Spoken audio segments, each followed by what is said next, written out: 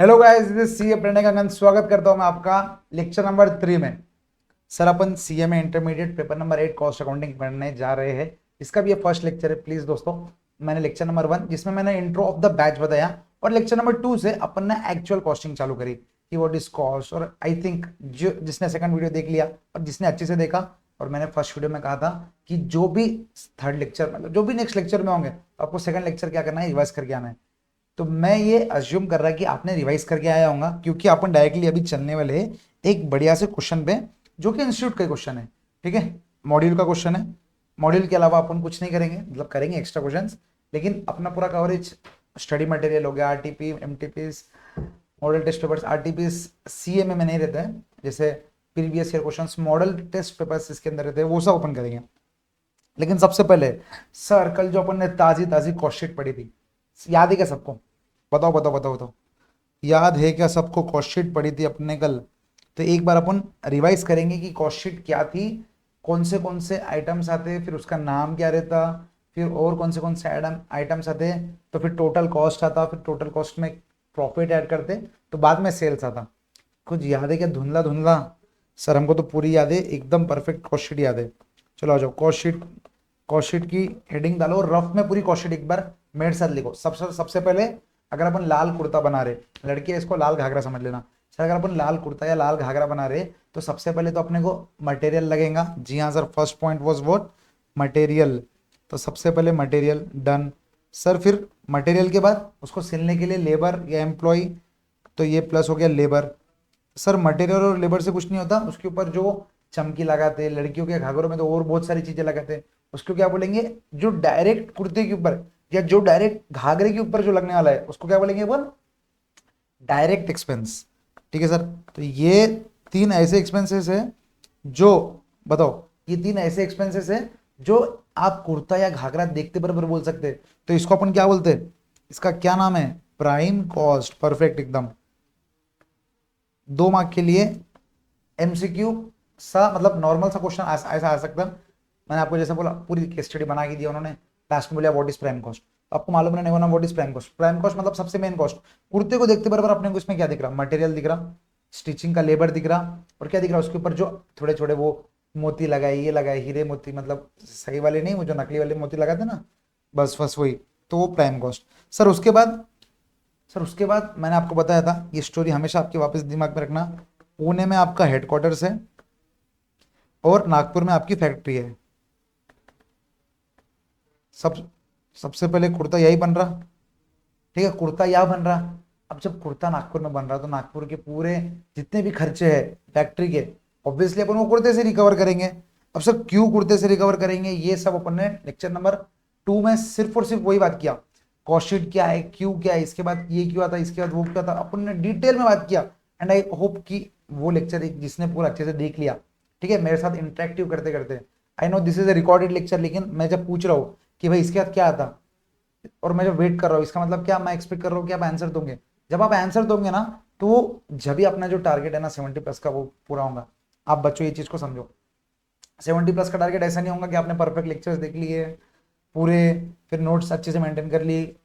सिर्फ इतने से काम नहीं होता। अगर इतने से काम होता था, तो आपको पता है कि लेक्चर्स, मतलब अगर मान लो 100 बच्चे एग्जाम ले रहे, 100 बच्चे एग्जाम दे रहे, तो 90+ तो लेक्चर्स लेते ही, लेकिन रिजल्ट 90% आता क्या? नहीं। क्यों रिजल्ट कम आता? क्योंकि जो बाकी की चीजें जो बच्चे नहीं करते, जैसे लाइफ में इंटरेक्शन, देखो क्या होगा पता है क्या? जब आप मेरे से इंटरेक्ट करोगे ना, जब मैं कोई क्वेश्चन पूछ रहा, आप उसका जवाब देंगे, आपके ये जो इधर ब्रेन है ना, उधर रजिस्टर होते जाएगा, आपके खून में कॉस्टिंग जाएगा। आप सीए में बनने वाले हो, तो खून में कॉस्टिंग जाना इज वेरी मैंडेटरी। खून में अगर कॉस्टिंग नहीं गया, तो फिर सीए में बन के फायदा क्या है भाई? एक बार का ऑडिट कम पढ़ो, 40 लाएंगे तो चलूंगा। एक बार का अकाउंट्स कम पढ़ो, 40 लाओगे तो चलेगा। लेकिन कॉस्टिंग में तो bare minimum your target must be 60। Bare minimum मतलब आप पासिंग इन 60 पैसे समझ के चलो, क्योंकि कॉस्टिंग इतना इंपॉर्टेंट है और लॉजिकल भी है ना। देखो, आप ये फील्ड में आए, इसका मतलब क्या, आप कहीं ना कहीं आप ये सोच रहे मेरा बिजनेस माइंड है। सर बिजनेस माइंड है तो बिजनेस माइंड की तरह से सोचना चालू करो। सिर्फ याद रखना है कॉस्ट शीट में, हाँ मटेरियल लेबर ओवरहेड, नहीं भाई, यार रट्टा नहीं मारना है। कॉस्टिंग इज इतना प्रैक्टिकल सब्जेक्ट कि अगर आप बिना रट्टा मारो भी पढ़ोगे ना, तो आपको पूरा का पूरा कॉस्टिंग जम जाएगा। तो आपको ये चीजें ध्यान देनी है कि आपको कॉस्ट शीट समझे, रैदर देन आप क्या बोलते हैं, इसको याद करो। मटेरियल के बाद लेबर, फिर फैक्ट्री ओवरहेड, फिर उसको बोलेंगे ये। समझ रहे हो? तो ऐसा नहीं करना है अपने को। आप अगर एक बार फ्लो समझ गए ना, हाँ भाई ऑब्वियसली मटेरियल के बाद लेबर आएगा, फिर डायरेक्ट एक्सपेंस वो हो गया प्राइम कॉस्ट, फिर सर फैक्ट्री के खर्चे, फिर सर पुणे हेडक्वार्टर के खर्चे, फिर मैंने बताया था कि अहमदाबाद से एक ऑर्डर आया, अहमदाबाद से गुज्जू भाई ने कॉल किया, बोले सर हैंडराइटिंग थोड़ी समझ लेना, अहमदाबाद लिखना पड़ेगा, एक काम करो आगरा लिख लो, आगरा से ऑर्डर आया, आगरा से गुज्जू भाई का फोन आया, बोले सर प्लीज वो कुर्ता भेज दो। अरे भाई सेलिंग मतलब पुणे से आगरा भेजने का खर्चा तो लगेगा ना, तो वो खर्चा गुज्जू भाई से रिकवर करेंगे। That is what selling and distribution overheads. तो ये फ्लो, ये स्टोरी, मतलब स्टोरी याद रखना जरूरी नहीं है, लेकिन आप जैसे मैं कुर्ते का एग्जांपल लिया, आप कोई भी एग्जांपल लो ना, ईच एंड एवरी एग्जांपल में ये सेम रहेगा, बस कंपोनेंट्स अलग रहेंगे। मान लो अगर अपन कैलकुलेटर की बात कर रहे हैं, तो डायरेक्ट मटेरियल में क्या आएगा, डायरेक्ट मटेरियल में आएगा ये जो कपड़ा, मतलब ये जो मटेरियल है वो खरीदना पड़ेगा। डायरेक्ट मटेरियल में इसके अंदर की मशीन आएंगी। डायरेक्ट लेबर में इसका पूरा मशीनिंग, मतलब जो इसको सब असेंबल कर रहा है उसका कॉस्ट आएगा। डायरेक्ट एक्सपेंस में मान लो ये कैशियो का ये प्रिंट लेके आए, ये लगाने का, ये इसको ऊपर से लैमिनेट कर रहे हैं, वो सब आ गया डायरेक्ट एक्सपेंस में। अब ये हो गया क्या, प्राइम कॉस्ट। उसके बाद ये फैक्ट्री में बन रहा, तो फैक्ट्री के पूरे खर्चे, फैक्ट्री का रेंट, फैक्ट्री की इलेक्ट्रिसिटी, फिर वो अगर पुणे हेडक्वार्टर्स में आके बेच रहे हैं या कहीं भी दूसरे हेडक्वार्टर्स में जा रहे हैं, उधर के पूरे खर्चे। आप समझ रहे कितना लॉजिकल है सर? है क्या कुछ तो बताओ? नहीं।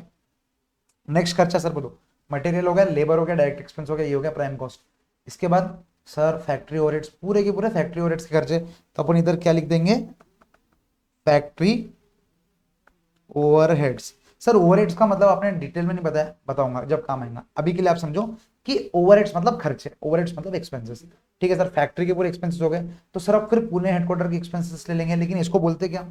इसके पहले सोचो, एक सेकंड सर, इधर कुछ WI भी तो आएगा, क्योंकि फैक्ट्री में जो फिनिश गुड्स हो जाते हैं वो डायरेक्टली हेडक्वार्टर में भेज देते हैं। ठीक है, हेडक्वार्टर के पास जो गोडाउन रहता है उधर रखते हैं, क्योंकि डिस्पैच तो उधर से होगा। लेकिन जो जैसा रॉ मटेरियल ये है और ये फिनिश गुड्स है, कुछ कुछ प्रोडक्ट्स तो इसके बीच में होंगे ना, वर्क इन प्रोग्रेस, तो सर वो भी तो फैक्ट्री में ही जुड़ते हैं। हाँ, क्योंकि फैक्ट्री में वर्क इन प्रोग्रेस है ना। हाँ, पुणे में हेडक्वार्टर में आके वर्क इन प्रोग्रेस में रहते थे तो पुणे में कर देते, लेकिन यहाँ पर वर्क इन प्रोग्रेस है ना, तो यहाँ पर खर्चे इधर ही ऐड होंगे। तो मैंने क्या बोला था, ऐड ओपनिंग, बोलो WIP and minus closing WIP। Clear? Yes sir, ये क्लियर। उसके बाद सर इसको क्या बोलते हैं, अब बताओ। ये पूरे का के खर्चे सर फैक्ट्री के, तो अभी तक इसको क्या बोलेंगे, ग्रॉस फैक्ट्री कॉस्ट या factory cost. Gross factory cost इसको बोलते हैं, फिर इसको बोलते हैं फैक्ट्री कॉस्ट या एडजस्टेड कॉस्ट कॉस्ट नहीं, इसको वर्क्स कॉस्ट भी बोलते हैं अपन ने, अगर आपको याद होगा तो। ठीक है, वर्क्स कॉस्ट, फैक्ट्री कॉस्ट। ठीक है सर, ये इधर के हो गए। अब सर पुणे के एक्सपेंस, पुणे में हेडक्वार्टर है तो उसको अपन क्या बोलेंगे, एडमिनिस्ट्रेशन ओवरहेड्स। सर ये क्या है सर, एडमिन ओवरहेड्स। ठीक है सर एडमिन ओवरहेड्स के बाद यहाँ पर आप फिनिश गुड्स को ओपनिंग WIP करो, लेकिन उसके पहले मैंने क्या बोला था कि इधर वाले सेल कब करेंगे, जब एडमिन वाले सेल्स जनरेट करेंगे। तो इधर तक के पूरे खर्चे को अपन क्या बोलेंगे, कॉस्ट ऑफ प्रोडक्शन। याद आ रहा क्या, फ्लो समझ रहे? कॉस्ट ऑफ प्रोडक्शन क्यों बोले, क्योंकि प्रोडक्शन करने के लिए भी तो सेल्स का करना जरूरी है, इसलिए तो एडमिन ओवरहेड्स कुछ में लिए। नहीं तो अपन ने पहले डिस्कस किया था कि कॉस्ट ऑफ प्रोडक्शन यही रहेगा। लेकिन भाई ये लोग जब कब काम करेंगे, ये लोग जब एडमिन ओवरहेड्स लगेंगे। मान लो एडमिन में कोई बैठा ही नहीं है तो सेल्स ही जनरेट नहीं कर रहा, तो प्रोडक्शन क्या करेंगे? आप समझ रहे? तो पुणे के एडमिन ओवरहेड्स में बैठना लोग जरूरी है, तो वो जो खर्चे है पुणे के एडमिन ओवरहेड्स वो कॉस्ट ऑफ प्रोडक्शन में आएगा, क्योंकि वो प्रोडक्शन करने का ही कॉस्ट है। क्लियर है भाई? ऑब्वियसली वो लोग बैठ के जब सेल के लिए कॉल करेंगे या वो लोग सेल्स के लिए फोन आएंगे, जब एंटरटेन करेंगे उन लोगों को, तो ये तो अपने को सेल्स बनेगी, तो ये लोग प्रोडक्शन करेंगे नागपुर वाले। हाँ सर, बात तो सही है। तो कॉस्ट ऑफ प्रोडक्शन जम गया, यस सर जम गया। इसके अलावा अब यहां पर अपन क्या करेंगे, add opening finish goods less closing finish goods. आप भी लिख रहे हो ना ये भाई, मेरी एग्जाम नहीं अकेले की, आप समझो आपको भी साथ साथ लिखना है। जितने बार लिखोगे ना, मैं आपको बता रहा, कॉस्ट शीट सिर्फ 7 मार्क के लिए नहीं, आपको हर चैप्टर में कॉस्ट शीट का थोड़ा थोड़ा वो मिलेगा, क्या बोलते हैं उसको, एहसास। मतलब जैसा जिंदगी में एक बार ब्रेकअप होने के बाद हर पल पल पल उसकी याद आती ना, बस वैसे ही कॉस्ट शीट है। मटेरियल पढ़ेंगे कहीं ना कहीं कुछ ना कुछ पॉइंट पे अपने को कॉस्ट शीट का रेफरेंस लगेगा, या नहीं भी लगेगा तो भाई लाइफ में दिस इज वेरी इंपॉर्टेंट ना, लगेगा तो सही, लेकिन आपको भी कॉस्ट शीट आना जरूरी है ना। कोई भी आपके घर में बिजनेस वाला होगा, उससे बस उससे थोड़ा थोड़ा बैठना और बातें करना कि भाई अच्छा, जिसकी फैक्ट्री भी हो, ठीक है सर, अच्छा मटेरियल आता, फिर लेबर आता, फिर ओवरहेड आता, उनका देखना क्यों, उन्होंने जो सेल उन्होंने जो सेल्स प्राइस निकाली है ना, वो कहां से निकाली सेल्स प्राइस? ऑब्वियसली उन्होंने पूरा कॉस्ट मिलाया होगा, फिर उसमें से अपना प्रॉफिट ऐड किया होगा, फिर सेल्स प्राइस आई होंगी।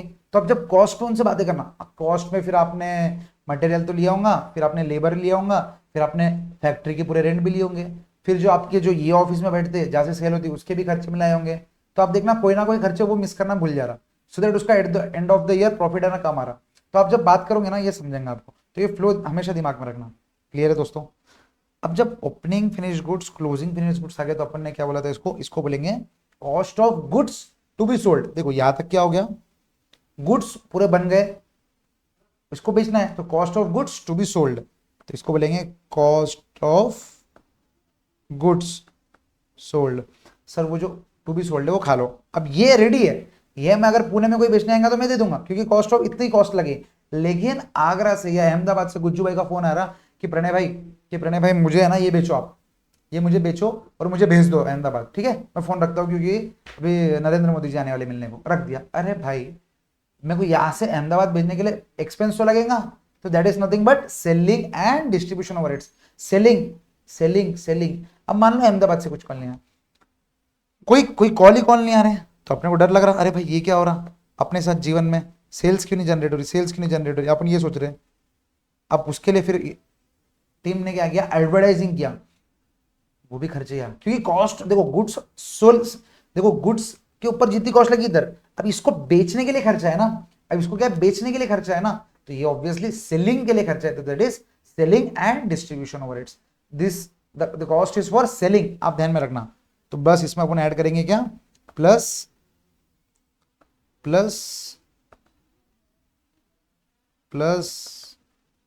Selling and distribution overheads.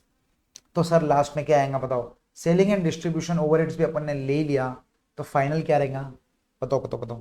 बस sir this is nothing but cost of sales, total sales की कॉस्ट है ये।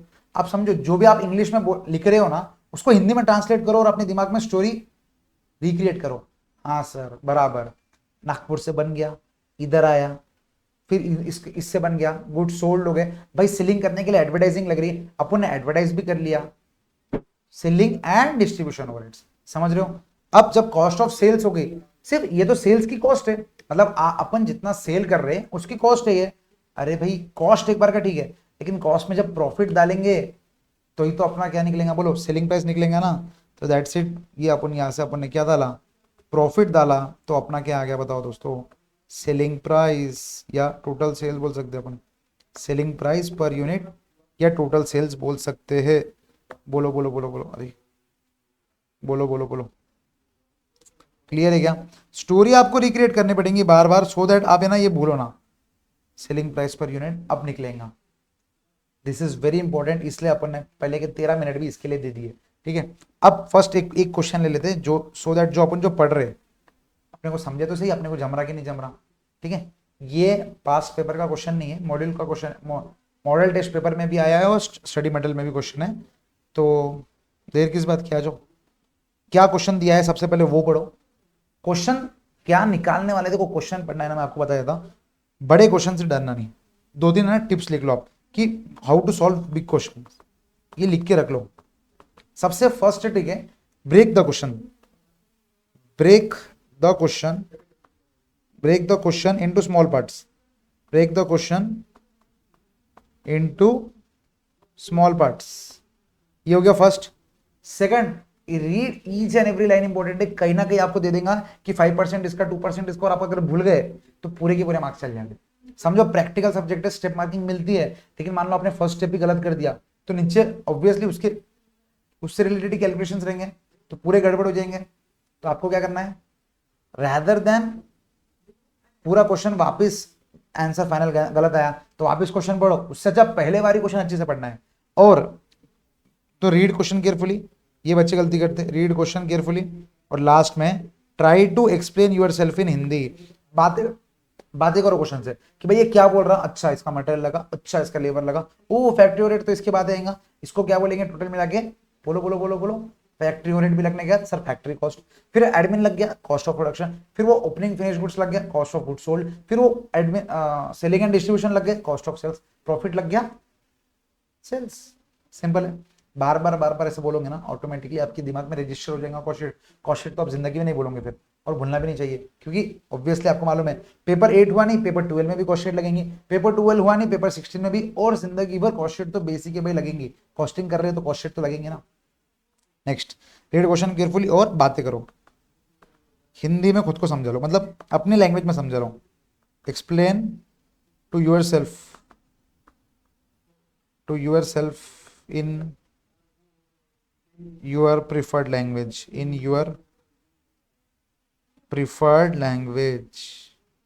ठीक है दोस्तों, मेरे को ये समझ जाती, आपको मैं जो बोल रहा हूँ थोड़ा थोड़ा लिख लो, ठीक है। अब आ जाओ क्वेश्चन नंबर 1, क्या बोलता हूँ, अच्छे से पढ़ेंगे क्वेश्चन, घाई नहीं करेंगे, जो जो अपने को लगा उसको टिक कर देंगे। MNQ LLP submits the following information as on 31 March. Sir LLP क्या रहता, लिमिटेड लायबिलिटी पार्टनरशिप, ये सब अपने को अकाउंट्स में स्नेह मैम सिखा देंगे, आप मेरे को है ना अकाउंट्स के डाउट्स में पूछते जाओ। Based on the given data prepare a statement of cost. Statement of cost मतलब क्या, cost sheet. Statement of cost मतलब आप समझो, what is prepare a statement of cost मतलब क्या, this is nothing but cost sheet. Statement of cost मतलब cost का पूरा स्टेटमेंट।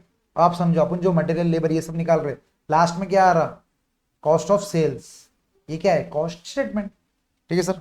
नेक्स्ट, अब क्या क्या दिया है देखो, डिटेल्स सेल्स दिया, अब मेरे को बताओ सेल्स कहीं काम आती क्या।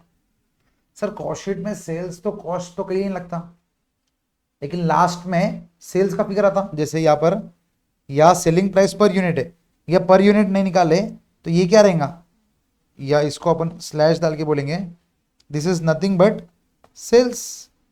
कॉस्ट ऑफ सेल्स मतलब पूरे कॉस्ट में लाके होगी, समझ लो 70 लाख रुपए, प्रॉफिट अपन ऐड करेंगे 10 लाख रुपए, तो सेल्स कितनी की होगी मेरी, 80 लाख की, तो 80 lakh divided by number of units, selling price per unit. Got it, आपको समझा डिफरेंस, समझा क्या, बोलो सेल्स किसको बोलते समझा।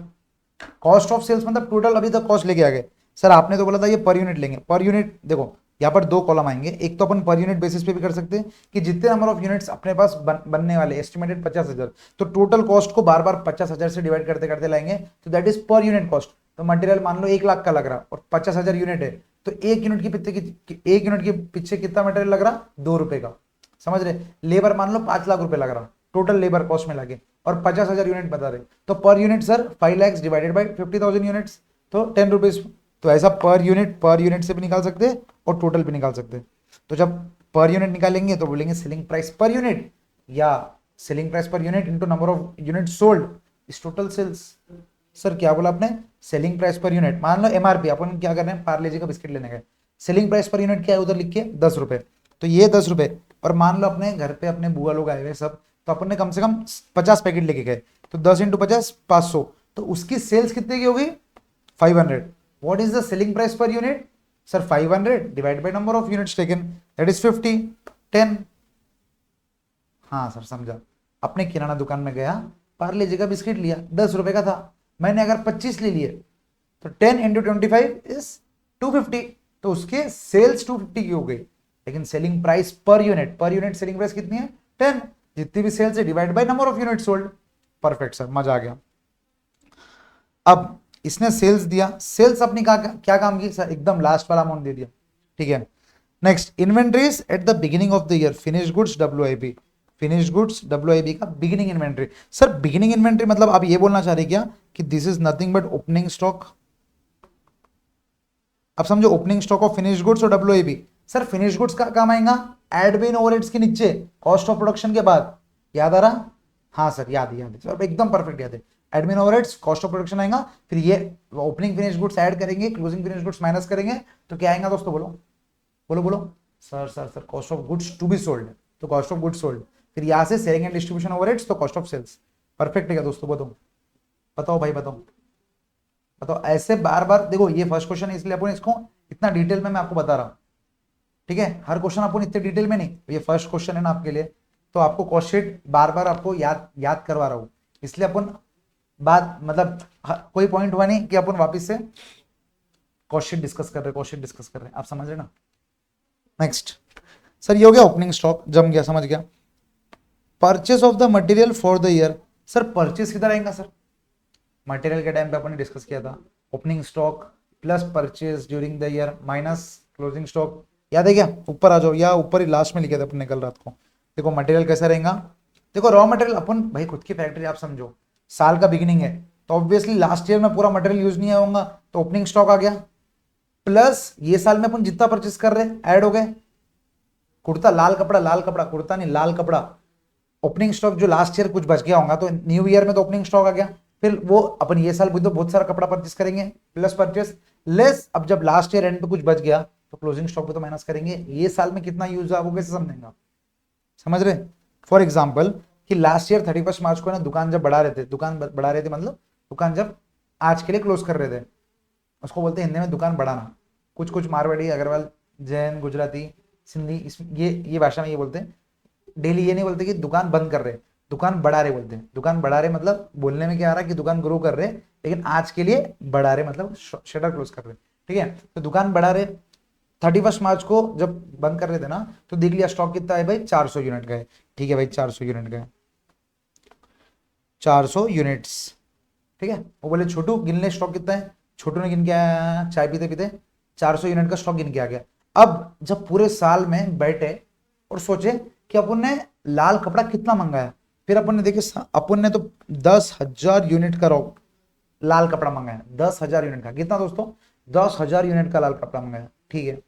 अब जब अगले साल मतलब 1 अप्रैल की बात है, 1 अप्रैल को सुबह उठे और देखे भाई ओपनिंग स्टॉक कितना है, ऑब्वियसली कल रात को जितना क्लोजिंग था ये साल का ओपनिंग वही रहेगा ना। छोटू कितना है, वो बोला सर 400, 400 पकड़ लिए, प्लस 10,000 यूनिट जो पूरे साल में परचेस करे, लेस 31 मार्च को क्लोज कर रहे जिस दिन। अब फिर वापस एक साल के बाद बोले छोटू गिन क्या माल कितना है, तो छोटू ने गिना और बोला सर 250 यूनिट्स बाकी है।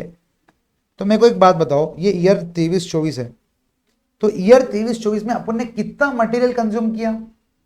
सर सबसे पहले उठाओ ख्याल से, सर 400, मैंने थोड़ा ऊपर नीचे लिख दिया, ये परचेसेस जो है ना ये इधर आएगा, ये नाम मैं देखा नहीं, मैं opening plus purchase minus closing ये मेरे दिमाग में था, ठीक है। सर ये साल में अपने कितना स्टॉक परचेस मतलब पूरा यूज किया? सर सबसे पहले 400 जो अपने दुकान पे था पहले दिन पे, फिर अपन ने 10,000 यूनिट और मंगाया तो 10,000 ऐड करें, लेस 250 यूनिट तो लास्ट डे पे बच गया था ना। तो मेरे को एक बात बताओ, टोटल अपन ने ये साल में कितना स्टॉक परचेस किया, परचेस मतलब कंज्यूम किया 10,150 यूनिट्स, 10,150, समझ गए क्या आप? क्यों अपन ने 10,150 यूनिट्स किया वो क्लियर है। ये साल में कितना परचेस किया, आपको साल भर का कंफ्यूज हो रहा ना तो आप क्या करो, एक दिन का मान लो, एक दिन का, एक दिन के हिसाब से देखो आप एक दिन में कितना स्टॉक मतलब आज रात, आज जब ये वीडियो देख रहे ना आप, आज समझ लो आपकी दुकान है, ठीक है, बहुत बड़ा दुकान है। फिर जब अपन क्लोज कर रहे ना बोले छोटू गिन क्या रहे कितना स्टॉक है, उसने बोला सर अपने अभी अपना है ना स्टॉक, मान लो अगर अपन लड़कियों की बात करें तो लड़कियों को झुमके बहुत पसंद है, ठीक है, तो झुमके का स्टॉक गिन के आ रहे छोटू, तो उसने बोला सर अभी है ना क्लोजिंग, आज का क्लोजिंग है 300 यूनिट, 300 झुमके है। अब अगले दिन जब आप सुबह आओगे तो ओपनिंग कितना रहेगा बताओ, 300 यूनिट। वो दिन में आपने बहुत सारे परचेस किए, तो कितने परचेस किए आपने बताओ? सर मैंने ना और 1100 झुमके परचेस किए। अब उस परचेस तो किए, सेल भी तो की है ना, आपकी बहुत बड़ी झुमके की दुकान है एकदम, मतलब वो बोलते हैं ना पुणे में एफसी रोड पे दुकान है आपकी, समझ लो, तो झुमके झुमके बेच रहे आप। क्लोजिंग फिर क्या हुआ लास्ट में दुकान में, क्लोजिंग देखा, बोले छोटू गिन क्या, तो छोटू ने बोला सर 250 यूनिट बाकी है, मैडम 250 यूनिट बाकी है। तो एक दिन में आप बताओ आपने कितना बेचा, ईमानदारी से आप बताओ, आपको समझा? सर 300 पहले थे, 1100 और आए, लेकिन अभी 250 अगर बचा है मतलब 250 बचा है तो 250 माइनस, तो इन ओवर इन ऑल 1150 यूनिट्स अपने बेचे, समझा? दुकान में सोचो 300 रुपए है, 1100 आ गए, उसमें से 250 ही बाकी है, इसका मतलब क्या 1150 अपन ने क्या किए, सेल किए। या अब यही फैक्टर में क्या रहेगा दोस्तों, समझा क्या आपको? मैं जो बोल रहा हूं समझा क्या, इंपॉर्टेंट है, क्लियर है ना? ओपनिंग प्लस परचेस, एकदम logical, opening plus purchase minus पूरे सेल कर देंगे, जो भी बचा वही क्लोजिंग रहेगा ना, तो माइनस क्लोजिंग कर देंगे तो सेल्स आ जाएगा, डन। ये एक दिन का था, वैसे अपन ने क्या किया पूरे साल का पकड़ लिया। तो क्वेश्चन में क्या बोला, ओपनिंग स्टॉक दे दिया, अब purchase of material during the year, इतना परचेस किया। Material at the beginning this is nothing but opening of material, eight the and मतलब क्लोजिंग ऑफ मटेरियल। तो मुझे सिर्फ इतना बता दो कि material consume during the year कितना हुआ, अभी की अभी, अभी अपन ने ऊपर पढ़ा ना, तो ये क्वेश्चन में material consume during the year कितना हुआ बताओ, फटाफट बताओ एकदम। ठीक है, ये चैप्टर जल्दी, मतलब ये चैप्टर क्वेश्चन जल्दी करो, अपने को मटेरियल कॉस्ट चालू करना है अभी। क्यों सर फर्स्ट चैप्टर कंप्लीट नहीं करेंगे पूरा? नहीं, क्या है सर, देखो अपन, आपने बोला था सर ओपनिंग कितना है सर, अगर आपको ऐसा डर लग रहा ना कि ऊपर नीचे का पकड़ लेंगे, क्लास में ना ऐसे एक लाइन मार देना पेंसिल से, सो दैट अपन ऐसा गड़बड़ ना करो। सर ओपनिंग है 3,000 का, प्लस परचेजेस है 1,10,000 के, माइनस 4,000 है, बताओ। तो टोटल जब अपन कॉस्ट शीट बनाएंगे तो उधर मटेरियल का फिगर कितना लिखेंगे, 1,09,000 का फिगर आ रहा क्या? इंटरनल वर्किंग अपन वर्किंग नोट 1 में कर देंगे कि opening stock plus purchase minus closing, material consumed या मटेरियल जो भी है, समझा? ओके सर, डन, मटेरियल समझ गया। नेक्स्ट, डायरेक्ट लेबर तो डायरेक्ट दे दिया 65,000। फैक्ट्री ओवरहेड मतलब सर अपने एग्जांपल में नागपुर के खर्चे, फैक्ट्री के खर्चे, क्या बोल रहा, 60% of direct labour cost. Sir direct labour cost कितना है, 65,000, उसका 60% निकाल लो फटाफट। 65,000 का 60% कितना आ रहा बताओ, आ रहा 39,000। 65,000 इंटू 60%, 39,000, तो यहाँ अपन लिख दिए छोटे से 39,000। Next, inventories at the end of the year, देखो inventories at the beginning of the year था, अब ये एंड ऑफ द ईयर है, तो ये क्या रहेगा सर, ये ओपनिंग था तो ये क्लोजिंग स्टॉक आ जाएगा। Next, other expense, selling expense है। सेलिंग एक्सपेंस मतलब क्या दोस्तों, सेलिंग एंड डिस्ट्रीब्यूशन ओवरहेड्स, जो cost of goods to be sold के नीचे आएगा। Admin, opening finish goods, closing finish goods, cost of goods to be sold, उसके नीचे सेलिंग डिस्ट्रीब्यूशन, पूरा अपना बन के रेडी हो गया। फिर अहमदाबाद से पुनः गुज्जू भाई का 10% ऑफ सेल्स, सेल्स का 10%, एडमिन एक्सपेंस सेल्स का 5%। अब बताओ कॉस्ट शीट बनाना हार्ड है क्या? 5 मिनट का टाइम दे रहा, 5 मिनट ज्यादा हो जाएंगे मेरे हिसाब से, क्योंकि अपने ऑलमोस्ट डिस्कस कर लिया। 3 मिनट का टाइम दे रहा, फटाफट कॉस्ट शीट उतारो, कॉस्ट शीट। सर फॉर्मेट क्या रहेगा, फॉर्मेट में आपको बता दूं कि फॉर्मेट में ऐसे जितना इंपॉर्टेंट कुछ नहीं रहता, लेकिन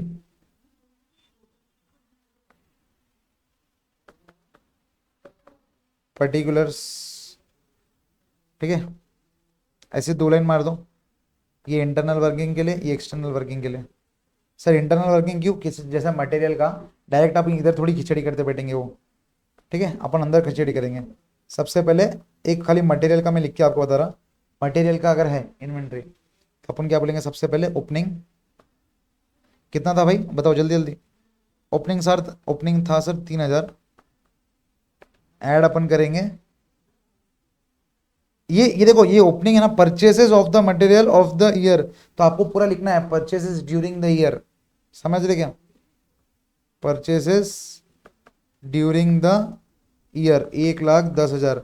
कोई कोई सन की रहा ना तो मार्क्स काट देता, वैसे तो कटेंगे नहीं मार्क्स, मार्क्स इसके रहते हैं कि आप ये जो कर रहे हैं, लेकिन कभी कभी थोड़ा बहुत ये लिख देना भाई, ओपनिंग के बदले ओपनिंग स्टॉक, फिर लेस क्लोजिंग स्टॉक कितना है भाई, जब भी लेस कर रहे ना यहाँ पर उसको ब्रैकेट में डालने करो, क्योंकि यहाँ पर तो आप घाई घाई में लेस कर दोगे, लेकिन यहाँ पर मान लो आपने ब्रैकेट नहीं डाला तो आप इसको ऐड करके लिख दोगे, तो ये गलत तो पूरा नीचे का पूरा क्वेश्चन गलत, समझ रहे? आ जाओ आ जाओ फटाफट। तो ये इधर होने के बाद इसको टोटल करने के बाद कितना आया था अपना, ये 1,09,000, तो मटेरियल कितना हो गया भाई, 1,09,000। अब इसमें आपको ऐड क्या करना है आपको मालूम है, फिर वो तो ऐड करके, सर डायरेक्ट एक्सपेंसेस तो दिया ही नहीं है, डायरेक्ट एक्सपेंसेस नहीं दिया मतलब डायरेक्ट एक्सपेंसेस क्या है, जीरो। सिंपल, आपको मन से लेने का है कि नहीं सर डायरेक्ट एक्सपेंसेस तो लगे ही होंगे, मैं ले लेता 10-15 रुपए, नहीं, इधर अपने पापा की नहीं चलेंगे, ठीक है, इधर अपने बाप की नहीं चलेंगे, इधर जो क्वेश्चन में दिया है भाई उतना ही करना है अपने को, जितना जितना नहीं दिया, अरे भाई नहीं दिया, नहीं लगे होंगे डायरेक्ट एक्सपेंस के खर्चे, ऐसा जरूरी है कि डायरेक्ट एक्सपेंस लगेंगे ही। मटेरियल क्या क्या लेना है, डायरेक्ट एक्सपेंस नहीं आ रहा हटाओ, इन तीनों को मिला के क्या बोलते हैं वो भी लिखो, फिर क्या ऐड करना है उसको क्या बोलते हैं, फिर क्या ऐड करना है उसको क्या बोलते हैं, पूरा लिखो। 2 मिनट का टाइम दे रहा हूं, फटाफट फटाफट एकदम, मैं यही हूं, पानी पी रहा, आप लोग भी पानी पीते रहो। बताओ।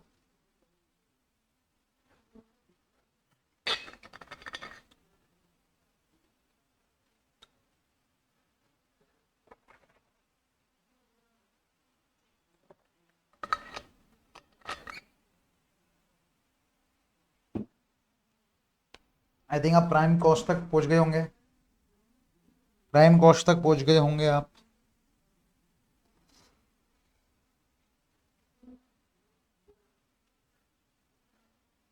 प्राइम कॉस्ट तक पहुंच चुके होंगे। उसके बाद आप नेक्स्ट फैक्ट्री ओवरहेड्स भी लिख लिए होंगे। फैक्ट्री ओवरहेड्स का तो मैंने अमाउंट लिख दिया, लेकिन फैक्ट्री ओवरहेड्स का टोटल करने से पहले आपको कुछ ऐड करना पड़ेगा। क्वेश्चन पढ़ो, ओपनिंग स्टॉक क्लोजिंग स्टॉक दिया है, फिनिश गुड्स का भी दिया है, वर्क इन प्रोग्रेस का भी दिया है। तो add opening WIP less closing WIP, उसको क्या बोलते हैं, क्लोजिंग। समझ रहे, समझ रहे ना, वो बोलता ना कौन है अपना वो मीम, समझ रहे हो ना, समझ रहे हो ना। फटाफट एडमिन 5% ऑफ सेल्स। जब 5% ऑफ सेल्स रहता है ना दोस्तों, अपने को क्या करना है, 275,000 इंटू 5%, सिंपल। जो भी आ रहा आपका 275,000 into 5%, that is nothing but 13,750। वैसे 10% फटाफट ऐड करो। कॉस्ट ऑफ सेल्स तक आ गए क्या? 30 सेकंड का टाइम और आपके पास, फिर भाई करेगा तुम्हारा।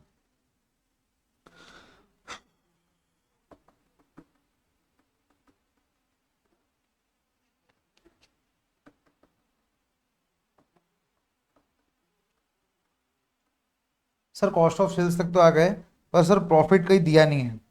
प्रॉफिट कहीं दिया नहीं है तो आप समझो सेल्स का फिगर दिया है। कॉस्ट शीट इमेजिन करो, cost of sales plus profit is what, बोलो बोलो, सेल्स। तो कॉस्ट ऑफ सेल्स आपकी आ गई, सेल्स का फिगर है, तो इन दोनों का डिफरेंस है, तो बैलेंसिंग फिगर प्रॉफिट रहेगा ना। अरे हाँ सर, निकल गया क्या? अगर आपका प्रॉफिट का फिगर 23,750 है तो आप जीत चुके हो। आ जाओ, अब अपन करेंगे। मटेरियल कर दिया था, उसके बाद सर क्या आएगा, लेबर। कितना था, 65,000 बराबर। लेबर कितना था भाई, 65,000। देखो जो जो भी हो जाता ना तो उसको ऐसा टिक मार दिया करो, सो दैट बाद में कभी कभी डाटा ऊपर नीचे रहा ना तो एट द एंड, ये छोटा क्वेश्चन है तो या तो अपने को वैल्यूज दिख रहे, लेकिन एट द एंड कोई कोई बड़े बड़े प्रॉब्लम रहते ना, फिर कोई वैल्यूज लिए नहीं लिए नहीं लिए, लफड़ा नहीं रहना, टिक मारते रहना। ये हो गया। फिर सर अपने पास डायरेक्ट एक्सपेंस नहीं है, तो ये क्या बन जाएगा, प्राइम कॉस्ट। सर हमको भी अलग पेन से लिखना है क्या? नहीं, मैं सिर्फ, मेरे पास जब ये है तो मैं लिखूंगा, मेरे को अच्छा लगता। ठीक है, आपको एक ही पेन से लिखना है, ठीक है। एटलीस्ट क्वेश्चन एक पेन से करो। कंसेप्ट बुक आप ब्लू रेड ग्रीन येलो किस भी करो, उसको थोड़ा कलरफुल बनाने की खुद भी आप कोशिश करो, क्या पढ़ने में मजा आएगा। कंसेप्ट में ये सब नाटक मत करो, ठीक है सर। डायरेक्ट एक्सपेंस था, फिर फैक्ट्री ओवरहेड था 39,000 आपने निकाल लिया था, तो फैक्ट्री ओवरहेड्स बाकायदा यहाँ लिखेंगे अपन, फैक्ट्री ओवरहेड्स कितना था, डायरेक्ट लेबर का 60%, तो यहाँ लिखोगे 65,000 इंटू 60%, चेक कर लो 39,000। इसके ऐड का क्या कर सकते हैं अपन, बताओ, add opening WIP less closing WIP। बोलो क्या था ओपनिंग WIP के? Sir work in progress opening का 4,000, क्लोजिंग का सर 6,000, तो 4,000 क्या करेंगे, ऐड। तो अब वापस देखो ऐसा कर सकते हैं कि फैक्ट्री ओवरहेड को इधर लेके आ गए, ठीक है, 39,000 प्लस 4,000 कर रहे हैं, फिर 6,000 कर रहे हैं, या ऐसा भी रख सकते हैं, ऐसा कोई खास बात नहीं है। अब जब क्लोजिंग कर रहे, फिर नेक्स्ट क्या आएगा बताओ, इसको क्या बोलेंगे अपन, एडजस्टेड फैक्ट्री कॉस्ट, या फैक्ट्री कॉस्ट भी बोल सकते हैं आप नॉर्मली, फैक्ट्री कॉस्ट, कॉस्ट नहीं कॉस्ट, ठीक है, कितना है बताओ सर? 174 प्लस 39,000 प्लस 4,000 प्लस 6,000, बताओ 223। सही चल रहे हैं? नहीं सर, आपने तो माइनस करना चाहिए था, प्लस कर दिया, बस ऐसी गलती होती है, मैंने जानबूझ के किया, आपको ध्यान में आएगा। अपन यहाँ तो बराबर लिख देते, यहाँ पर अगर माइनस का लिखना भूल गए तो गड़बड़ हो जाएंगी दोस्तों, गड़बड़ हो जाएंगी। ये गलती मत करना, भारी गिरेंगी, लोग बेवकूफ़ बोलेंगे आता था लेकिन ये ऐसी गलती करके आया। 2,11,000 क्लियर है। अब ऊपर आ जाओ, एडमिन ओवरहेड्स, फैक्ट्री के पूरे खर्चे हो गए, ओपनिंग डब्ल्यूआईपी क्लोजिंग डब्ल्यूआईपी ले लिए। एडमिन ओवरहेड्स, एडमिन ओवरहेड्स कितना है? 5% ऑफ सेल्स, 13,750। आ जाओ, एड एडमिन ओवरहेड्स 5% ऑफ 275,000, बताओ कितना था? 275 का 5%, 13,750। क्लियर है सर? फिर इसको कॉस्ट ऑफ प्रोडक्शन भी बोलते हैं। अब देखो, मैं एक बात बताता, आपको क्या बोला, ये क्वेश्चन क्या था? Prepare a statement of cost. Statement of cost में हर एक के बाद कुछ ना कुछ नाम है, तो हर क्वेश्चन में आपको लिखना जरूरी नहीं है कि ये फैक्ट्री कॉस्ट भी है, ये कॉस्ट ऑफ प्रोडक्शन है, कॉस्ट ऑफ गुड्स सोल्ड है। तो अगर आप यहाँ पर कॉस्ट ऑफ प्रोडक्शन नहीं लिखते हुए डायरेक्ट अपन opening finish goods closing finish goods करने के बाद कॉस्ट ऑफ गुड्स सोल्ड भी लिख रहे ना, तो आपको पूरे मार्क्स मिलेंगे। तो कॉस्ट ऑफ प्रोडक्शन कहीं जा पूछा ना, वाई वाई लिखना, बाकी कॉस्ट ऑफ प्रोडक्शन बार बार लिखने की जरूरत नहीं है। ठीक है सर, ओके सर। और ऐसा कुछ स्किप कर सकते हैं क्या? स्किप कर सकते हैं लेकिन करो मत, ठीक है, एक फ्लो रहने दो। यहाँ पर चाहे तो अपन फटाफट कॉस्ट ऑफ प्रोडक्शन भी लिख सकते हैं, ये दोनों को टोटल करके, लेकिन आपका टाइम बचेगा एग्जाम में। तो बाकी मत स्किप करो, फैक्ट्री कॉस्ट लिखना है, फिर कॉस्ट ऑफ प्रोडक्शन भी लिखना है, उसके बाद का जो कॉस्ट ऑफ गुड्स सोल्ड है वो लिखना ही है। तो सर यहाँ पर क्या आएगा बताओ? अभी opening finish goods less closing finish goods. Sir opening finish goods कितने थे? ओपनिंग फिनिश गुड्स थे 7,000, क्लोजिंग फिनिश गुड्स थे 8,000। तो ओपनिंग फिनिश गुड्स है 7,000, क्लोजिंग फिनिश गुड्स है 8,000 नेगेटिव।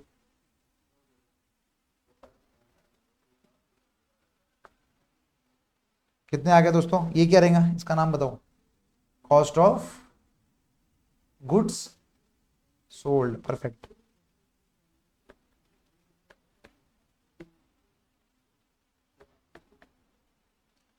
काम करो ना, इंस्टीट्यूट ने अपना लिखा ही है कि this is cost of production. कई कई इंस्टीट्यूट लिखता है, कई कई नहीं लिखता है, तो यहाँ पर आप भी है ना एक लाइन मार के लिख दो, this is nothing but cost of production. कितना है बताओ? 211 प्लस 13,750, 224,750, 224,750, फिर प्लस 7,000 माइनस 8,000, ये क्या रहेगा बताओ? 223,750। This is nothing but cost of goods sold, अपने को जितना गुड्स सेल करने का है उसका कॉस्ट। परफेक्ट। अब नेक्स्ट ऊपर आ जाओ। उसके बाद सर सेलिंग के खर्चे बाकी है, और तो कुछ बाकी नहीं है, देख लो अपन ने पूरा टिक कर दिया।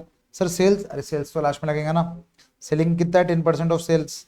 आ जाओ फटाफट, ऐड, जो नाम दिया है ना वही नाम लिखो, सेलिंग एक्सपेंस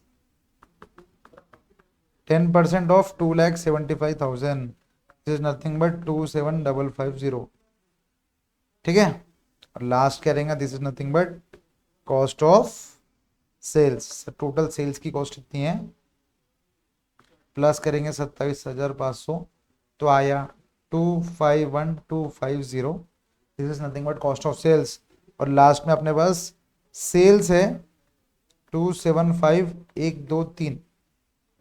तो सर जो बैलेंसिंग है दिस इज नथिंग बट, बताओ क्या है ये? Profit. This is nothing but balancing, क्या आएगा? माइनस 2,75,000 करो तो सर आ रहा है 23750। समझा? बताओ दोस्तों, मजा आया? कॉस्ट शीट जमी। कॉस्ट ऑफ सेल्स के बाद जब सेल्स है तो ऑब्वियसली अपन ने जब कॉस्ट शीट पढ़ी थी, तो कॉस्ट ऑफ सेल्स के बाद प्रॉफिट ऐड करेंगे तो क्या रहेगा? सेल्स रहेगा। कॉस्ट ऑफ सेल्स के बाद प्रॉफिट ऐड करेंगे तो सेल्स रहेगा। ठीक है दोस्तों, क्लियर है? सो मेरे हिसाब से आपको कॉस्ट शीट अभी एकदम जम गई होंगी मजेदार के साथ। ठीक है, अब एक बार आ जाओ cost sheet, this was cost sheet first chapter के, एक बार पीडीएफ पे आ जाओ। आपको ये नोट्स कहाँ मिलेंगे? आपको ये नोट्स मिलेंगे दोस्तों टेलीग्राम चैनल पे, ikat form for CMA. Ikat form for CMA का टेलीग्राम चैनल है, वहां पर आपको ये पूरे के पूरे नोट्स मिल जाएंगी। फर्स्ट नोट्स ये भी जो भी मैंने सॉल्व किया वो नहीं मिलेंगे आपको, क्योंकि मैं एक्सपेक्ट कर रहा हूँ कि आप मेरे साथ साथ साथ सॉल्व करोगे। ठीक है, ये क्वेश्चन मैंने मॉड्यूल से उठाया, मैंने आपको सॉल्विंग करने से पहले बताया था। ठीक है, नेक्स्ट अब आ जाओ फाइनल पीडीएफ पे, ये आपको टेलीग्राम चैनल में मिल जाएंगे, link is in the description. Introduction to cost. Sir cost क्या है? अभी तक जो मैंने कॉस्ट शीट पढ़ा है ना, अगर उस पे उसके नोट्स पे अगर अपन आए, देखो ये वाला था वो, अपन ने कल एक बार डिस्कस कर लिया था, एक बार आप आज गो थ्रू कर लेना ये नोट्स के साथ। सर प्राइम कॉस्ट क्या था, ये बढ़ा दिया था, फिर लेबर एक्सपेंस को बोलते फैक्ट्री कॉस्ट, फिर ओपनिंग, ये ओपनिंग डब्ल्यूआईपी, क्लोजिंग डब्ल्यूआई क्या था, एडजस्टेड वर्क्स कॉस्ट, फिर admin overheads, cost of production बोलेंगे, finish goods plus minus cost of goods sold, फिर कॉस्ट ऑफ सेल्स, फिर परसेंटेज बोलेंगे सेल्स। Done done done. अब देखो दोस्तों, मेरी ये मेंटेलिटी है, मेरे को मुझे ऐसा लगता है पर्सनली, जो चैप्टर 1 है ना, this is a family picture. क्योंकि आप मेरे को एक बात बताओगे, आपको आपको मैंने वैसे तो बताया, लेकिन raw material chapter number 2, labour chapter number 3, अब ये जो टोटल बाकी के पूरे ओवरहेड्स है दैट इज चैप्टर नंबर 4। समझ रहे आप? तो ये जो डिटेल्ड वाले चैप्टर करने के बाद, ये देखो ये है ना, इनके बच्चे हैं, फैमिली फोटो क्या है, कॉस्ट शीट है, मटेरियल उनका एक बच्चा है, लेबर उनका एक बच्चा है, एम्प्लॉय ओवरहेड उनका एक बच्चा है। तो ये बच्चों को पहले पढ़ेंगे अपन, उसके बाद ये सम अप करके अपन एक्चुअल में कॉस्ट शीट पढ़ेंगे। आपको समझ तो क्या भाई कॉस्ट शीट के साथ ही, यहाँ पर कॉस्ट शीट के कोई भी क्वेश्चन में आप देखोगे ना, तो आपको मटेरियल मतलब मटेरियल से इंटरलिंकिंग क्वेश्चन नहीं रहेगा। मेरा ऐसा सपना है कि ऐसे क्वेश्चन एग्जाम में आए, कॉस्ट शीट और मटेरियल का मिक्सचर। जब अपन मटेरियल पढ़ेंगे तो मटेरियल कॉस्ट निकालने का उसमें से पढ़ेंगे, जैसे सेकंड चैप्टर कहा गया, जैसे सेकंड चैप्टर यहाँ पर अपन पढ़ेंगे कि मटेरियल कॉस्ट कैसे निकालते हैं। ठीक है, उसका ये क्या वो क्या सब इन डिटेल में पढ़ेंगे, what is EOQ and all. जब मटेरियल कॉस्ट पढ़ लोगे, फिर कॉस्ट शीट में मटेरियल कॉस्ट आएगा, उसको उधर आंसर करेंगे। तो कॉस्ट शीट अपन अभी पूरा कंप्लीट नहीं कर रहे, सिर्फ जनरल आपको कॉस्ट शीट दिमाग में रहने को ना, इसलिए मैंने कॉस्ट शीट आपको प्रॉपर बता दिया। कुछ चीजें आज अपन पढ़ेंगे दैट इज कॉस्ट के बारे में, जो आपको मालूम रहना चाहिए मटेरियल कॉस्ट में जाने से पहले। ठीक है, मतलब बेसिक बेसिक कॉस्ट जो आपको मटेरियल कॉस्ट में इतना रिलेवेंट नहीं है, लेकिन फिर भी चैप्टर 1 में ना, देखो आप कितने पेजेस की थियरी, 25 पेजेस की थियरी है। और चैप्टर 1 में अक्सर ऐसा होता है कि 7 मार्क का एक क्वेश्चन तो प्रैक्टिकल आता ही है, लेकिन एक 4 मार्क का एक थियरी क्वेश्चन भी आता है। सर मार्क्स के अलावा भी जो चैप्टर 1 की जो थियरी है ना, आपको हर जगह काम आएंगे। तो अपन गो थ्रू करेंगे कुछ कुछ थियरी को, याद कुछ नहीं करना है, मैं बताऊंगा कुछ कुछ जो आपको फिक्स पॉइंट्स याद करना है ना, मैं आपको बताऊंगा। जैसे अगर आपको एक क्वेश्चन बताओ फिलहाल के लिए, जैसा रेस्पॉन्सिबिलिटी सेंटर, तो ये क्वेश्चन एग्जाम में आया है कि what are the 4 types of responsibility center, तो ये सब आपको बतानी है, ये सब लिखना है, तो आपको 4 मार्क मिल जाएंगे। तो एक थियरी क्वेश्चन जो मैं बोल रहा ना आपको, वो इसमें से आएगा। तो अपन पूरी थियरी एक साथ नहीं पढ़ने से अच्छा, मतलब मैं अब बोलूँ कि आप चलो थियरी पढ़ेंगे तो फिर हाँ सुस्ताड़ हो जाएंगे अपन। और थियरी आप समझो, थियरी को समझना इंपॉर्टेंट है। अगर आपको समझ गया ना कि what is responsibility centre and ये 4 क्या है, तो आपको कभी ये याद करने की जरूरत नहीं पड़ेगी। हाँ ऑब्वियसली लैंग्वेज के लिए आपको 2-3 बार पढ़ना पड़ेगा, लैंग्वेज ऑटोमेटिकली आप लिख लोगे, पर रेस्पॉन्सिबिलिटी सेंटर जैसे मैंने बोला तो 4 आपके दिमाग में दरवाजे खुल जाएंगे।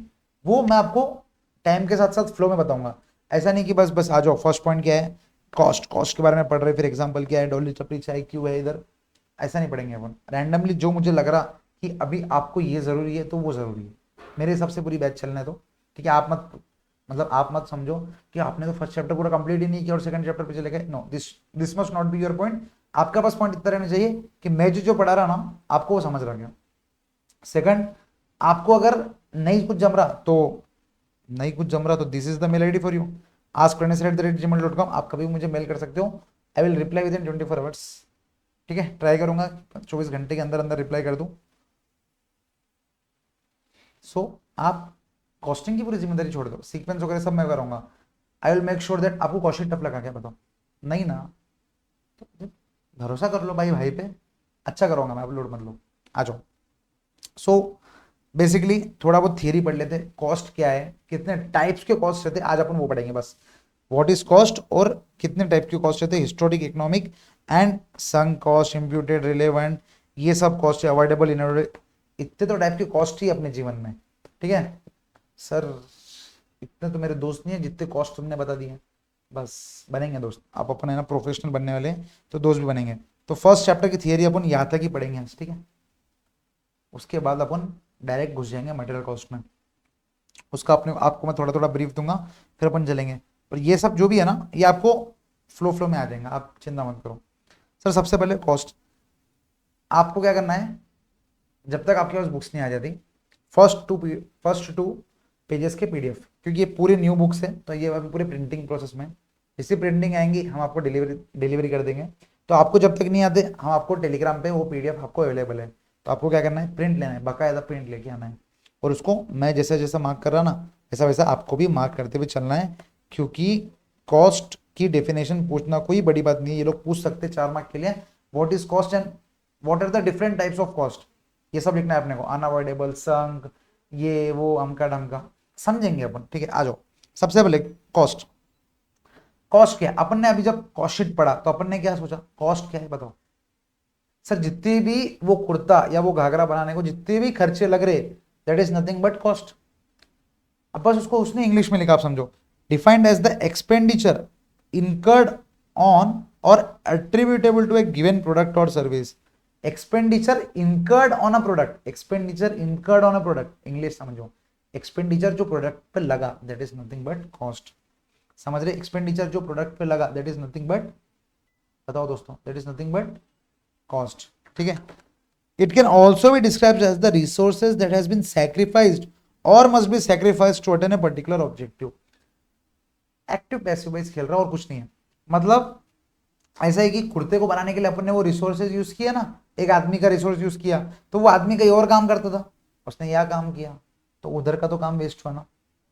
एक्टिव पैसिव वॉइस, इसके अलावा कुछ नहीं है। Next, in other words cost is the amount of resources used for something which must be measured in terms of money. अपन ने क्या किया, मान लो पानी यूज किया, ठीक है। सब कपड़ा बनाने मतलब कुर्ता बनाने में पानी लगेगा, बिल्कुल लगेगा, ठीक है। उसको फिर धोना पड़ता, पहले एक बार प्रेस करके देते ना, ऑब्वियसली ऐसे थोड़ी दे देंगे बना, ठीक है। चुड़क मुड़क थोड़ी दे देंगे, प्रेस वेस करके देंगे ना। उसको जो इतना पानी लगा उसको भी इन टर्म्स ऑफ मनी लेके आओ और वो सब ऐड करो, उसके बाद क्या रहेगा, वो कॉस्ट लगेगा। क्लियर है, याद नहीं करना है आपको, ऑटोमेटिकली लिख लोगे आप, ये समझो।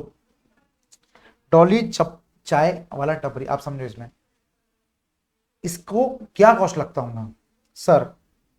Expenditure incurred on attributed to a given product of service. Expenditure जो इसको लगा, सबसे पहले चाय बनाने के लिए दूध लगेगा, चाय बनाने के लिए शक्कर, चाय पत्ती, ये सब लगेगा। सर उसका वो कैटली भी तो लगेंगे, सर वो भगोना लगेगा, सर वो खुद आदमी लगेगा। आप समझो एक चाय बना रहा वो डॉली टपरी चाय, ठीक है। नागपुर में एक फेमस हुआ था, जिसको नहीं पता मैं आपको बता रहा, इंस्टाग्राम पे ये बहुत फेमस हुआ था ड्यू टू इसके कारनामे, आप देख सकते हो इसके बारे में। मतलब लोगों को तो ज्यादा पता ही होगा, नहीं पता है तो मैं बता रहा हूँ। Cost of preparing 1 cup of tea is the amount incurred on the elements like material, that is चाय पत्ती, दूध, ये सब ब्ला ब्ला, लेबर ऑब्वियसली ये डॉली खुद, and other expense. Sir other expense क्या है, जो चाय कप में दे रहा वो कप, आप समझो वो बना के आ रहा, मेन क्या बना रहा चाय, तो उसका जो कप का एक्सपेंस है, कांच का लेके आ रहा हूँ तो धोने का एक्सपेंस, काम वाली बाई का एक्सपेंस, या अगर वो कप का एक्सपेंस है तो वो चाय से नहीं है ना, तो वो डायरेक्ट एक्सपेंस आ गया। आप समझ रहे हो ना, समझ रहे हो। तो वो सब एक्सपेंस, अब अभी एकदम डिटेल में मत जाओ कि सर डायरेक्ट एक्सपेंस किसको बोलेंगे, इनडायरेक्ट एक्सपेंस। आप नॉर्मली अपन एक्सपेंस पे बात करते हैं, other expense. Similarly cost of offering any service like banking is the amount of expenditure offering that, समझ। कॉस्ट ऑफ प्रोडक्शन ऑफ, ठीक है, कोई सर्विस अपन दे रहे हैं तो मेरा कितना टाइम जा रहा, उसके पीछे मैंने कितनी पढ़ाई की है, तो पूरी कॉस्ट, ठीक है। आज सीए, सीएस, सीएम, अब आप जब भी सीए में बन जाओगे तो आपके सर्विस का कॉस्ट क्या रहेगा बताओ। आप जो क्लाइंट को सर्व कर रहे हैं उसको आप जितना टाइम दे रहे हो उसका पैसा। नेक्स्ट आपका नॉलेज का पैसा है भाई, आप उसको चाय बना के नहीं दे रहे, कोई सर्विस कैसे दे रहे, आप उसको कुछ गुड्स सर्विस नहीं कर रहे, मतलब गुड्स नहीं दे रहे, आप उसको सर्विस दे रहे इन टर्म्स ऑफ नॉलेज, तो नॉलेज का पैसा ले रहे हैं, समझ लो। अब CS1, अब CS1 क्या है, या लिख दो कॉस्ट अकाउंटिंग स्टैंडर्ड्स, इसको बोलते हैं कॉस्ट अकाउंटिंग स्टैंडर्ड्स। अगर साधारण सी भाषा में बोलूं मैं अगर आपको, तो कॉस्ट अकाउंटेंट स्टैंडर्ड्स, ठीक है, कॉस्ट अकाउंटिंग स्टैंडर्ड्स। अब कॉस्ट अकाउंटिंग स्टैंडर्ड्स क्या है दोस्तों, जैसे आप अभी अकाउंट्स पढ़ रहे होंगे तो अकाउंटिंग स्टैंडर्ड्स है, तो कॉस्ट के भी कुछ उन्होंने स्टैंडर्ड रूल्स एंड रेगुलेशंस बना लिए कि जब आप कॉस्ट की अकाउंटिंग करोगे, सर कॉस्टिंग के हिसाब से भी अकाउंटिंग होती है? बिल्कुल होती है। फोर्थ चैप्टर अपन पढ़ेंगे, फोर्थ सिक्स चैप्टर पढ़ेंगे, मतलब अपने बुक का सिक्स, इंस्टीट्यूट का फोर्थ चैप्टर, वेरियन फाइनेंशियल अकाउंट्स अलग बनते हैं, कॉस्ट अकाउंट्स अलग बनते हैं, लेकिन भाई एक इंस्टीट्यूट का प्रॉफिट सेम रहने को ना। आप समझो कि मैं मेरे धंधे का फाइनेंशियल अकाउंट्स बना रहा अकाउंट्स के हिसाब से, और मैं कॉस्ट अकाउंट्स बना रहा तो कॉस्टिंग के हिसाब से, इनमें कुछ चेंजेस है। वो क्या चेंजेस है आपको over the period of time समझेगा कि इसमें तो अपन ये लेते लेकिन इसमें तो ये लेते ही नहीं। समझ रहे क्या? इसमें अपन सर ये भी ऐड करते, इसमें तो ये ऐड ही नहीं करते। जैसे फॉर एग्जाम्पल ये बोल सकते हैं कि इनकम फाइनेंशियल अकाउंट्स में ना इनकम टैक्स का खर्चा लेते हैं अपन, लेकिन कॉस्टिंग में आपने अभी देखा पूरा कॉस्ट कॉस्ट कॉस्ट लिए, फिर प्रॉफिट, फिर सेल्स। कहीं भी अपने कॉस्ट अकाउंटिंग की तो अपन ने प्रॉफिट का वो लिया क्या? नहीं लिया। तो ऐसे बहुत सारी चीजें over the period of time आपको समझेगा कि फाइनेंशियल अकाउंट्स में आ रहे, कॉस्ट अकाउंटिंग में नहीं आ रही। सर कॉस्ट अकाउंटिंग क्या है? कॉस्ट के हिसाब से अपने बुक्स बनाना को बोलते कॉस्ट अकाउंटिंग। क्या बोला? कॉस्ट के हिसाब से अपने को बुक्स बनाना। मतलब देखो अभी जब ये डॉली टपरी चाय ना इतना बड़ा आदमी बन गया कि उसने है ना 2 सीए रख लिए उसके आगे नीचे। भाई आप है ना एकदम हिसाब लगाना कि मैं अगर चाय बना रहा तो कितना बना, क्या बना रहा। पैसा हो गया भाई उसके पास तो रख सकता वो, पैसों वाले के पास ही सीए सीए में लोग हायर होते। आप समझो। तो अपने को क्या करना है? पैसा ही पैसा कमाना है। समझ रहे? नेक्स्ट आ जाओ। हूँ सर फ्लो फ्लो में आप इधर उधर निकल जाते हैं, इंपॉर्टेंट है। हाँ, अब कॉस्ट अकाउंटिंग स्टैंडर्ड्स वैसा अपने लिए स्टैंडर्ड्स है। समझ गया ना?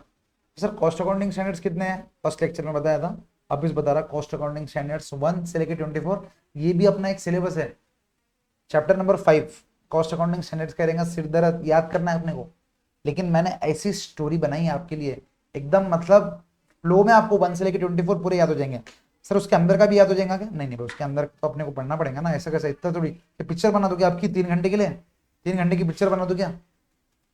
सर आइडिया बहुत अच्छा है सर, बिल्कुल ट्राई करेंगे अपन।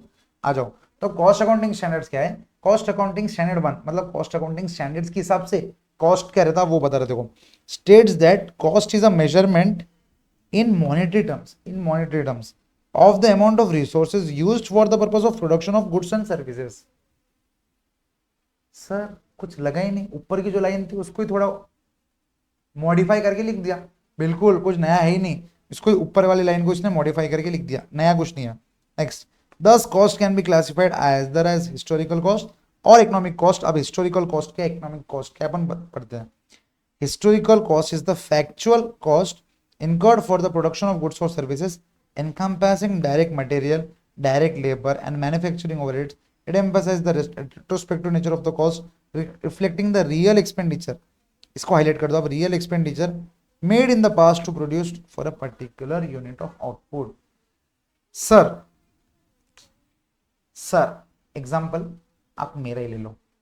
अगर मैं अब हिस्टोरिक कॉस्ट क्या है, अब मैं आपको पढ़ा रहा, ये सर आप हमको पढ़ा रहे, तो मेरा हिस्टोरिक कॉस्ट क्या है? जो मेरा मेन धंधा है ना उसका कॉस्ट। बिल्कुल सर समझ गए, मतलब आपका जो टाइम है, मतलब मेरा भाई, आपका मतलब मेरा जो टाइम है, मेरा जो ये जो सेटअप है स्टूडियो का, मेरा जो बुक्स के पीछे खर्चा है, ये सब क्या है? मेरे एक्चुअल सेल्स का कॉस्ट। ठीक है सर, ये हो गया, आपको समझ गया? नॉर्मल मतलब मेरे मेन धंधे के कॉस्ट को अपन क्या बोलेंगे सर? Historic cost. इससे समझा। अब इकोनॉमिक कॉस्ट क्या, मैं आपको बताता हूं। मेरे जो परम मित्र है वो सब जॉब में है, उनको है भाई, बड़े लोग हैं भाई, वो 10-10 12-12 लाख के स्टार्टिंग पैकेजेस है। अब मेरे को एक बात बताओ, मैं आपको पढ़ाने की सेवा दे रहा भाई, मैं तो सेवक हूं आपका। मैं जब आपको सेवा दे रहा तो मैं यहां पर पढ़ा रहा, तो मैं वहां पर जॉब कर सकता क्या? नहीं। तो आप समझो हम दोनों क्या सेम डिग्री है, सीए में। लेकिन मेरे को एक बात बताओ, उसको अभी 10 लाख रुपए मिल रहे, मेरे को क्या मिल रहा? आपकी फीस मिल रही। ठीक है, तो ये जो आपका जो पैसा है मेरे लिए क्या है? वो हिस्टोरिक कॉस्ट। लेकिन जो देखो मेरे को, मैं भी अगर आपको नहीं पढ़ाता था तो मैं क्या करता था भाई? मैं जॉब करता था, मैं खुद की प्रैक्टिस करता था। तो मैं क्या मिस कर रहा? आपको पढ़ा रहा तो सर आप जॉब मिस कर रहे, जॉब नहीं मिस कर रहे सर, आप 10 लाख रुपए मिस कर रहे। जॉब को कोई मिस नहीं करता, पैसों को मिस करता सब कुछ। ठीक है, तो सर 10 लाख रुपए मिस कर रहे, that is nothing but my economic cost. Also known as opportunity cost.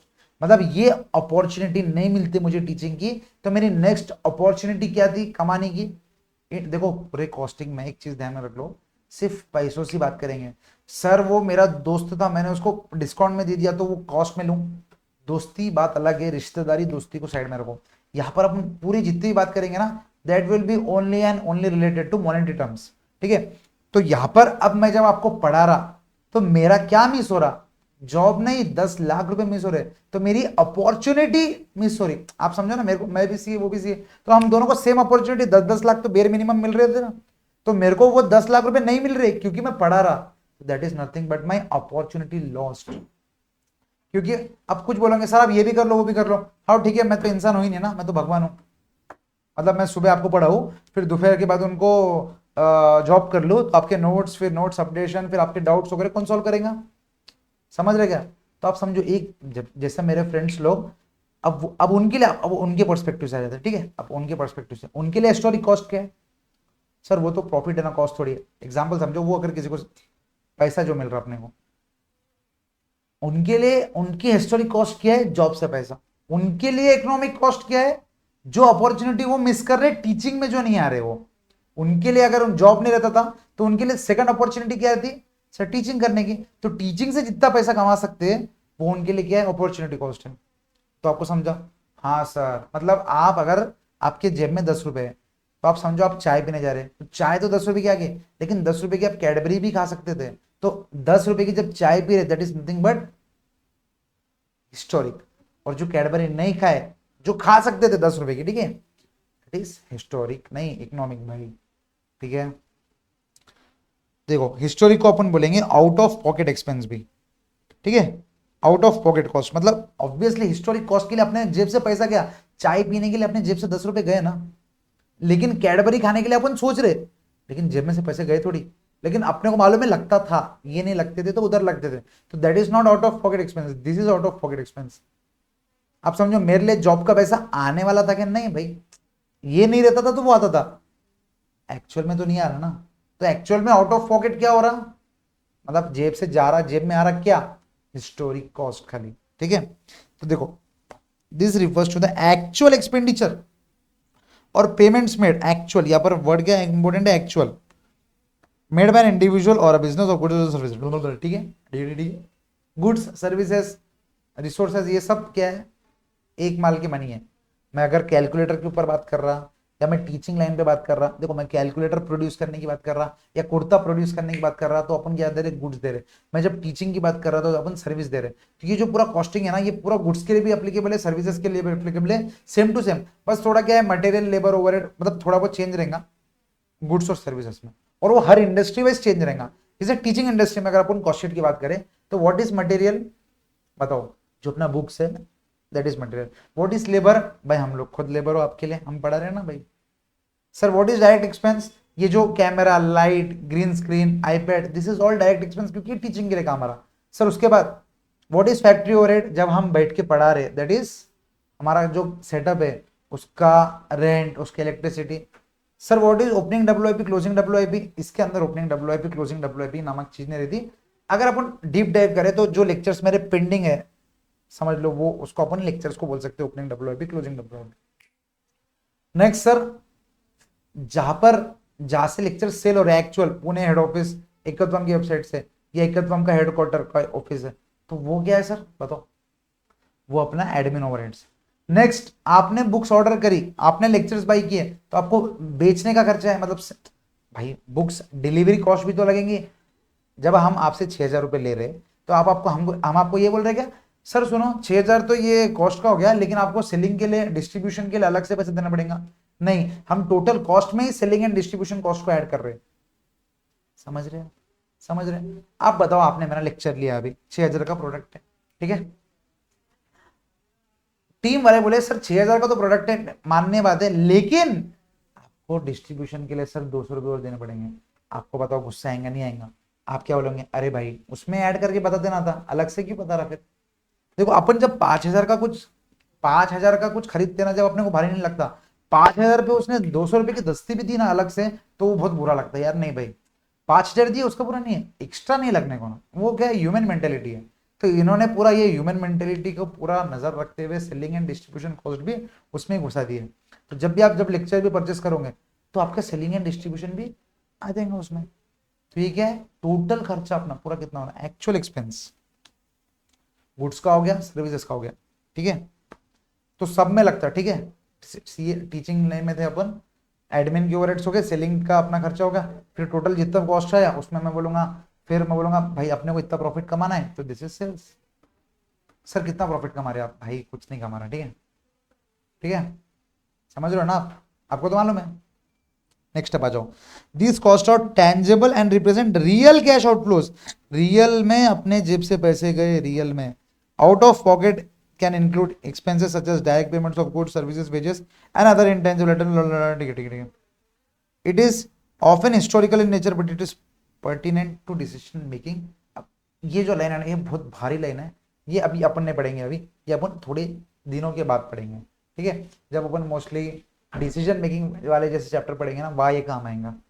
ये लाइन को आप मार्क करके रख दो, इतना कुछ अभी जरूरत नहीं है पढ़ने की। Next economic cost. Economic cost मैंने क्या बोला कि अब जब मैं टीचिंग कर रहा तो मेरी जो अपॉर्चुनिटी कॉस्ट जा रही जॉब नहीं करने की, that is nothing but opportunity cost. आप समझ रहे, अपॉर्चुनिटी कॉस्ट, मैं यहाँ नहीं पढ़ता था तो भाई ऑब्वियसली मुझे टीचिंग में तो कमाई होती थी। तो कॉस्ट के पॉइंट ऑफ व्यू से आप देखो तो अगर मैं कुर्ता नहीं बनाता था तो मैं कुछ तो बनाता था, मैं घाघरा बना देता था।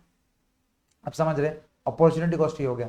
ये नहीं बनाते हुए ये अगर बना देते, मैंने कहा ये नहीं बनाते हुए ये अगर बना देते तो क्या कॉस्ट लगती थी, that is nothing but opportunity cost. आ जाओ, this is also referred as opportunity cost, mark कर लो, एमसीक्यू के लिए पूछ सकता, कोई बड़ी बात नहीं है।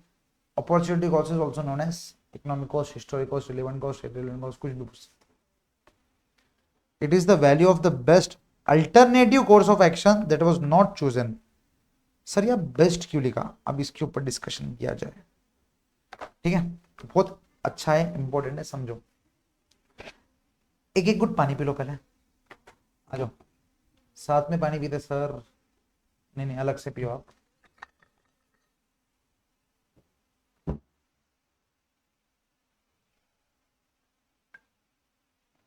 पानी पी लो गाइस। और मैं जो जो मार्क कर रहा प्लीज आप भी मार्क करते जाओ, ठीक है, क्योंकि इंपॉर्टेंट है ये, इससे एमसीक्यूज बनते हैं, मैंने आपको बताया ना। देखो मैं जो बता रहा 7 मार्क और 4 मार्क, ये तो क्या बोलते हैं, प्रैक्टिकल है, मतलब थियरी पेपर में आने वाला है। लेकिन 2-2 मार्क की एमसीक्यू के लिए भी, अब ये जो कहानियां है ना, जैसे इकोनॉमिक कॉस्ट को अपॉर्चुनिटी कॉस्ट बोलते हैं, ये सब कहानियां आपको वो 2 मार्क की एमसीक्यू में काम आएंगी। क्योंकि देखो एमसीक्यू के लिए स्पेशली ऐसा बहुत बोलते हैं अपन, पर कोई पढ़ता नहीं, खाली एमसीक्यू बैंक आप मैक्सिमम सॉल्व कर लोगे। आप अभी मैं जो थियरी पढ़ रहा हूँ आप वापस पढ़ने वाले हो गए, मुझे पता है आप नहीं पढ़ोगे, तो इसलिए मेरा ये कर्तव्य है, कर्तव्य हिंदी वर्ड देख रहे हैं आप, तो मेरा ये कर्तव्य है कि मैं आपको पूरे बातें पढ़ाऊं, और एटलीस्ट भाई पूरा नहीं पढ़े लेकिन जितनी टिकिंग कर रहे हैं अपन उतने तो आप पढ़े जाना, ठीक है। नेक्स्ट आ जाओ, तो कहा थे अपन, opportunity cost best alternative not chosen. अपना एग्जांपल लेंगे, वैसे ही आप दूसरा भी ले सकते बाद में, सोच सकते हैं। अपन सर्विस की बात कर रहे हैं, अपन सर्विस दे रहे, मैं दे रहा, मैं देखो मैं बन गया सीएम है, अब मैं आपको पढ़ा रहा, लेकिन मेरे है ना 2 दोस्त थे, एक दोस्त तो जॉब में है जो 10 लाख रुपए कमा रहा। एग्जाम्पल में आ जाओ आप, किधर गया भाई, किधर गया, किधर गया, ठीक है, स्टार मार्क, क्या लिख रहे अपन, काय का पढ़ रहे भाई,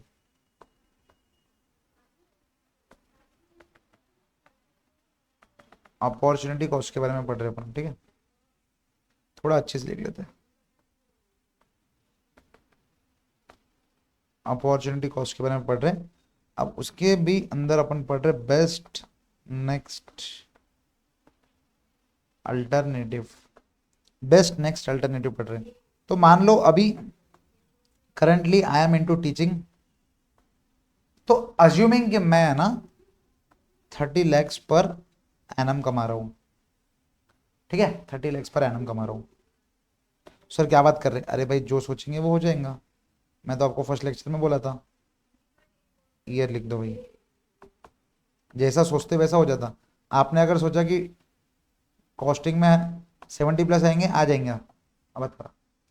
नेक्स्ट, अब मेरा एक दोस्त है, मेरे दो दोस्त, एक है जॉब में, ठीक है, वो कमा रहा है 23 lakhs पर ईयर, ठीक है। मेरा एक दोस्त है जो प्रैक्टिस कर रहा, भाई वो बंदा कमा रहा, उसकी नई नई प्रैक्टिस है, तो उसकी अभी ज़्यादा सेटल्ड प्रैक्टिस नहीं है, तो वो 17 lakhs पर ईयर कमा रहा। अब मेरे को एक बात बताओ, मैंने बोला था आपको अगर मैं टीचिंग नहीं करता था तो मैं जॉब करता था, लेकिन आप बोलोगे सर आपके पास ये भी तो ऑप्शन है, इसके अलावा मैं और क्या क्या कर सकता, मेरे लिए सब ऑप्शन है ना। लेकिन बेस्ट अल्टरनेटिव मतलब क्या, आप समझो, अगर मैं टीचिंग नहीं करता था तो लॉजिकली आप दिमाग लगाओ, प्रैक्टिस में जाता था या जॉब में जाता था। सर वो तो आपका पर्सनल इंटरेस्ट है ना, मैं आपको बोला यहाँ जो मन की इच्छा है, पर्सनल इंटरेस्ट है, वो सब घर पे रखो। मॉनिटरी टर्म्स में बात करेंगे, only and only monetary terms. जितना पैसों में बात करोगे तो ही कॉस्टिंग सीख पाओगे। अगर आपने फीलिंग्स बीच में लेके आ गई, जैसे उसने तोड़ा था वो फीलिंग्स आप वापस जुड़ाने की कोशिश करोगे क्लास में, तो भाई मुश्किल हो जाएगा, कॉस्टिंग नहीं समझेंगे। आप समझ रहे, आपको फीलिंग्स घर पे रखना है। तो टीचिंग के अलावा सर आप है ना पर्सनल मत हो लो, फिर अच्छे से आंसर दो। सर टीचिंग के अलावा मैं अगर दूसरे जाता था तो मेरे पास अपॉर्चुनिटीज क्या थे, सबसे पहले ये बात करो। सर आपके पास प्रैक्टिस की भी अपॉर्चुनिटी थी और आपके पास जॉब की भी अपॉर्चुनिटी थी, लेकिन as a normal human being, ठीक है, टेक्निकल दिमाग नहीं लगाते हुए नॉर्मल ह्यूमन बीइंग रहता था, अगर उसके पास ये ऑप्शन नहीं है तो वो किधर जाता था। सर ऑब्वियसली जॉब में जाता था, क्योंकि 23 लाख रुपए साल की मिल रहे उसको और यहां पर 17 लाख रुपए मिल रहे, तो obviously opportunity cost alternative routes तो दो है, 1 2, लेकिन क्यों जाऊंगा मैं इधर, that is next best alternative. आपको समझा व्हाट इज अपॉर्चुनिटी कॉस्ट, जो मेरा नेक्स्ट बेस्ट अल्टरनेटिव है। नेक्स्ट मेरे पास अगर मैं टीचिंग नहीं करूं तो दुनिया में, मतलब समझ लो, मान लो ये और एक ऑप्शन आ गया, घर का बिजनेस। मेरे घर पे कॉटन का बिजनेस है, तो अगर मैं घर का बिजनेस करूं तो मेरे को मालूम है मेरे को कम से कम 35 lakhs पर ईयर मिलेंगे। अब आप मेरे को बताओ कि what is my next best alternative. Sir next best मतलब ये अगर नहीं करता था मैं, वापिस से हटाओ इसको, ये नहीं करता था मैं तो क्या करता था सर। सर ऑब्वियसली आप क्या करते थे, बिजनेस करते थे, क्योंकि नेक्स्ट बेस्ट अल्टरनेटिव क्या है इन टर्म्स ऑफ मनी टर्म्स।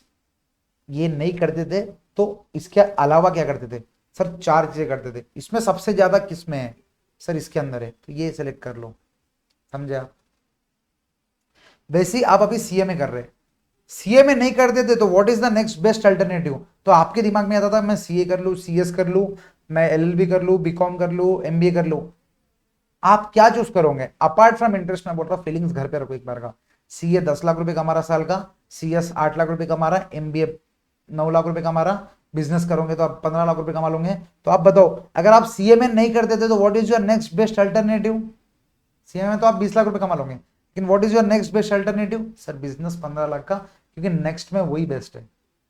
क्या बात है सर, नेक्स्ट में वही बेस्ट है, वाह वाह।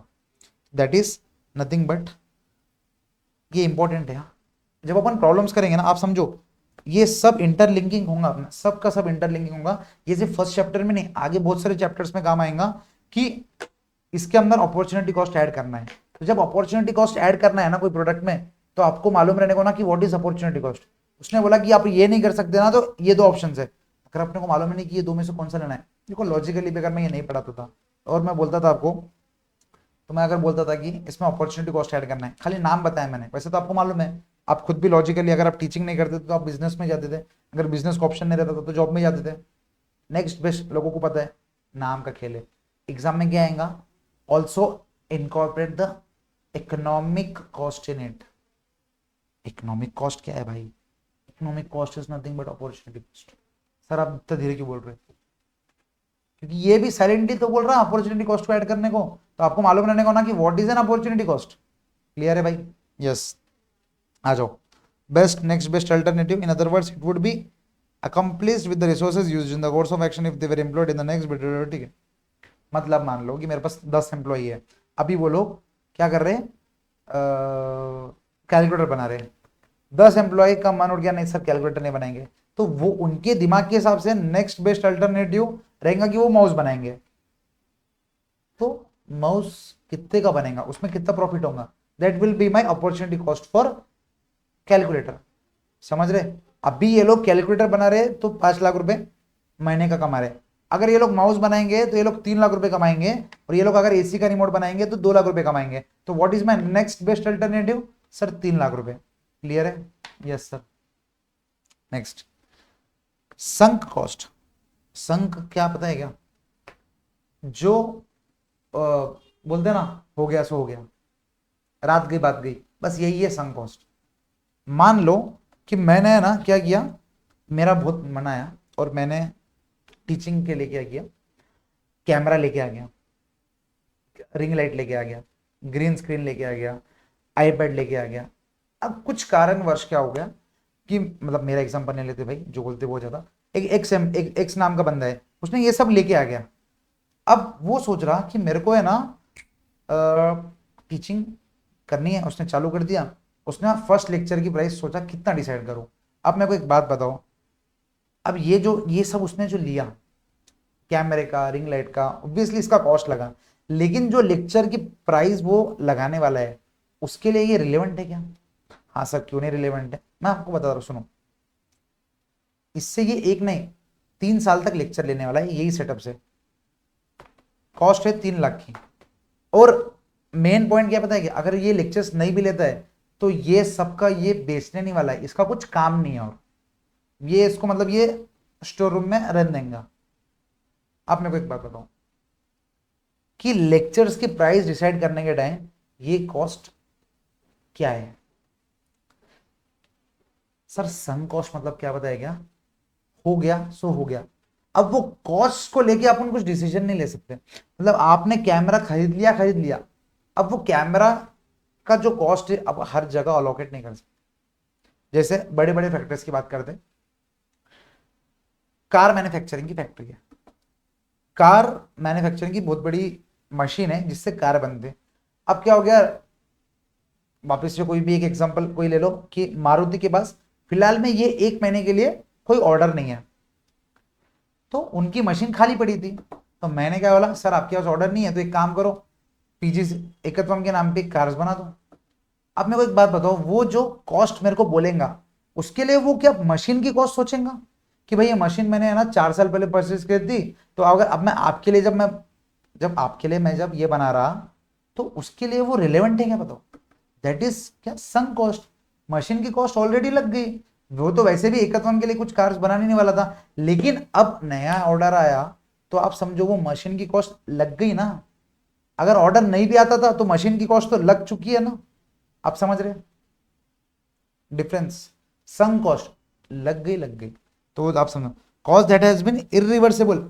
अब मशीन ले लिया, अब उसको रिवर्स नहीं कर सकते। मैंने कैमरा, स्क्रीन, ग्रीन स्क्रीन ये सब ले लिया, अब दैट इज इरिवर्सिबल, कोई खरीदेगा भी नहीं मेरे से अब ये। तो वो कॉस्ट क्या है? संक कॉस्ट लग गई। और committed and cannot be considered relevant to decision and therefore cannot be considered relevant to decision, क्योंकि वो इरिवर्सिबल है। और अपन ये अज्यूम करते कि ये जो कॉस्ट है ना, दिस इज इरिकवरेबल कॉस्ट, मतलब अपन मशीन को नहीं बेच सकते, नहीं ये मैं कैमरा ये सब को बेच सकता, वैसे चीजों को अपन बोलेंगे इरिकवरेबल कॉस्ट। मतलब इससे कुछ रिकवर नहीं होने वाला है अभी अपने को, बेचेंगे तो that is nothing but our sunk cost, मतलब लग गई, अब गया हो गया। समझ रहे? अगर मैं और एक इसका एग्जाम्पल दूं तो अपन ऐसा बोल सकते हैं कि कुछ दोस्त अपने रहते हैं जो सिर्फ कॉस्ट ही कॉस्ट है, मतलब संक कॉस्ट। अब ये बर्बादी है ये लोग के साथ रहना, लेकिन बचपन से है तो है भाई, इनके वजह से अपने लाइफ के डिसीजन चेंज होंगे, लेकिन रिलेवेंट है क्या? नहीं, बिल्कुल नहीं है। तो बस वो ये cost that is irreversible incurred committed हो गया, कमिट हो गया, इरिवर्सिबल। जो मैंने कैमरा ले लिया ये सब इरिवर्सिबल कॉस्ट है। अब जो भी मैं लेक्चर्स बना रहा उसके लिए ये सब रिलेवेंट नहीं है कि मैंने बार बार मैं वो नहीं सोचूंगा कि भैया मैं कितने का लिया, कितने का लिया, कितने का लिया, नहीं। समझ रहे? कॉस्ट में फिर सर क्या सोचेंगे? नए बुक्स बना रहा, बुक्स की प्रिंटिंग कॉस्ट मैं सोचूंगा लेक्चर भेजने से पहले। अब मैंने नया सॉफ्टवेयर परचेस किया स्पेशली फॉर दिस क्लास, क्योंकि उसमें मैं एग्जांपल्स में वीडियो के थ्रू बता सकता, specially for this class, that is relevant. समझे? Imputed cost. अब संक कॉस्ट को अपन इसमें चाय के डब्बे से आप ऐसा समझ सकते हैं, जो उसने वो चाय का भगोला ले लिया बड़ा वाला, जो उसने चाय की वो ठेला ले लिया, ठेला जिसपे वो बना रहा चाय, दैट इज सम कॉस्ट ना। अब बताओ हर चाय के टाइम पे वो ये सोचेगा क्या कि भाई मैंने वो ठेला लिया था उसका भी कॉस्ट जोड़ो, मैंने ये भगोना लिया था उसका भी कॉस्ट जोड़ो। आप समझो, दैट इज कॉस्ट। उसने वो ले लिया, खत्म, बात होगी बात। That is irrelevant. उसके लिए वो चाय बना रहा तो वो 10 रुपए की चाय रखे, 11 रुपए की चाय रखे, तो बार बार वो ये नहीं सोच सकता कि मैंने ठेला कितने का लिया, मैंने गंज कितने का लिया, मैंने ये कितने का लिया, वो कितने का लिया। जो रेगुलर बेसिस पे लग रहा है जैसे दूध, चाय, उसका रेंट, उसके मतलब जो glasses, that is relevant cost. लेकिन उसने वो ठेला 10 साल पहले लिया था, दैट इज संक कॉस्ट ना। नेक्स्ट सर इंप्यूटेड कॉस्ट कह रहा था। अब अपन इंप्यूटेड कॉस्ट का जब डेफिनेशन पढ़ेंगे ना आपको लगेगा कि ये तो ऑलरेडी पढ़ लिया अपन ने। देखो, इंप्यूटेड कॉस्ट और हाइपोथेटिकली और notional cost not involving cash outlay computed only for the purpose of decision making. क्या समझा sir? Only for the purpose of decision making, not involving cash outlay. In this respect imputed are similar. अरे यार ये बता नहीं था क्या है सर, बताओ। पैसा जा नहीं रहा। आप, मैंने आपको वही बोला ना, ये जो मेरे वर्कर्स है ये भी कैलकुलेटर बना रहे, ये कैलकुलेटर नहीं बनाते थे तो नेक्स्ट अच्छा क्या बनाते थे? एसी का रिमोट या माउस, जो भी बनाते थे। कैश आउटफ्लो नहीं हो रहा लेकिन डिसीजन मेकिंग के लिए काम आएगा ना। क्योंकि मान लो अब जब मैं कैलकुलेटर बना रहा, मैंने आपको क्या बोला, इससे 5 लाख रुपए बन रहे, इससे 3 लाख रुपए बन रहे और इससे 2 लाख रुपए बन रहे। अब एक टाइम पे आया कि बच्चों के पास है ना ये जो कैलकुलेटर है ना, मैं बहुत अच्छी कंपनी का बना था, तो बच्चे मेरे से कैलकुलेटर खरीद रहे ही नहीं, तो कैलकुलेटर से मैं जितना कमा रहा ना वो आ गया 1 लाख रुपए। तो मेरे को अब ये डिसीजन मेकिंग के लिए दिमाग लगाना पड़ेगा ना कि भाई इससे तो 1 ही लाख रुपए लग रहे, लेकिन नेक्स्ट बेस्ट ऑल्टरनेटिव से कितने कमा रहा? 3 लाख रुपए। एक्चुअल में कैश आउटफ्लो हो रहा क्या? एक्चुअल में अब अपन माउस बनाने के लिए कैश आउटफ्लो कर रहे क्या? उसका रॉ मटेरियल, उसका लेबर परचेस कर रहे क्या? नहीं, अपने दिमाग में चल रही है। अभी तो अपन कैलकुलेटर बना रहे लेकिन अपने दिमाग में क्या चल रहा? कैश आउटफ्लो अगर अपन करेंगे तो अपन कितना कमाएंगे। तो इंप्यूटेड कॉस्ट इज कि अपन सोच रहे कि डिसीजन मेकिंग के लिए बहुत रिलेवेंट है। आप समझो जिस दिन 3 लाख से कम कैलकुलेटर पे कमाने लग गए अपन, उस दिन अपन ऑटोमेटिकली क्या आ जाएंगे, इसके ऊपर शिफ्ट हो जाएंगे। सर इसके ऊपर क्यों शिफ्ट होंगे आप समझो बच्चों, फोकस। इसके ऊपर आप अपन क्यों शिफ्ट होंगे? क्योंकि कहीं ना कहीं अपने दिमाग में चल रहा, that is relevant for decision making. अपने दिमाग में चल रहा कि भाई ये नहीं तो ये सही। क्यों? क्योंकि इसमें ज्यादा प्रॉफिट है ना भाई, simple. That is nothing but imputed cost is opportunity cost बोलते हैं। तो एग्जाम में ये भी आ सकता है, what is economic cost, opportunity cost, imputed cost, one and the same है। बस ये समझ लो काका पापा के लड़के सब, थोड़ा माइनर सा डिफरेंस लगता है लेकिन रहता नहीं। Interest on funds generated internally, payments for which is not actually made is an example of imputed cost. अब क्या हो गया, मैंने किसी से पैसे लिया, अब मेरे को उसको पैसे देना था, मैंने 10 लाख रुपए किसी से लिए, मेरे को उसको 10 लाख रुपए के ऊपर 1 लाख रुपए का इंटरेस्ट देना है, समझ लो 10% के हिसाब से। उसके बदले मैंने क्या किया, 10 लाख रुपए मैंने फैक्ट्री में डाले अपने। तो 10 लाख रुपए से मैं क्या सोचूंगा, कम से कम मेरे को 1 लाख रुपए से ज्यादा कमाना चाहिए, समझ रहे ना। तो अगर मैं 1 लाख रुपए से ज्यादा कमाया तो ही जो मैं नेक्स्ट बेस्ट उससे अच्छा रहूंगा। तो वो अपने लिए इसको 1 लाख रुपए देना मैटर नहीं कर रहा, अभी अपने को रियल कैश आउटफ्लो नहीं देना है, लेकिन अपने दिमाग में तो है ना कि मैं जब ये पैसा 10 लाख रुपए फैक्ट्री में डाल रहा तो मेरी ये जिम्मेदारी बनती कि मैं 1 लाख रुपए से ज्यादा कमाऊं, क्योंकि मेरा next best alternative that is my opportunity cost is 1 lakh. मैं 1 लाख रुपए तो मेरे को बात देना है, तो मेरे को 1 लाख रुपए से ज्यादा कमाना पड़ेगा, समझे? यस। अब रिलेवेंट कॉस्ट क्या है भाई? रिलेवेंट कॉस्ट और cost which are relevant for a specific purpose और situation in the context of decision making only those costs are relevant which are pertinent to the decision at hand। ये भी line बहुत important है लेकिन अभी इसके ऊपर अपन डिस्कशन अभी नहीं, आने वाले चैप्टर में करेंगे। फिलहाल के लिए डॉली टपरी चाय का एग्जांपल लेके समझते। बिल गेट्स आया, बिल गेट्स से उसने रील बनाई, ऑब्वियसली उसने बिल गेट्स को कुछ ना कुछ गिफ्ट दिए होंगे, मालूम है ना वो रील।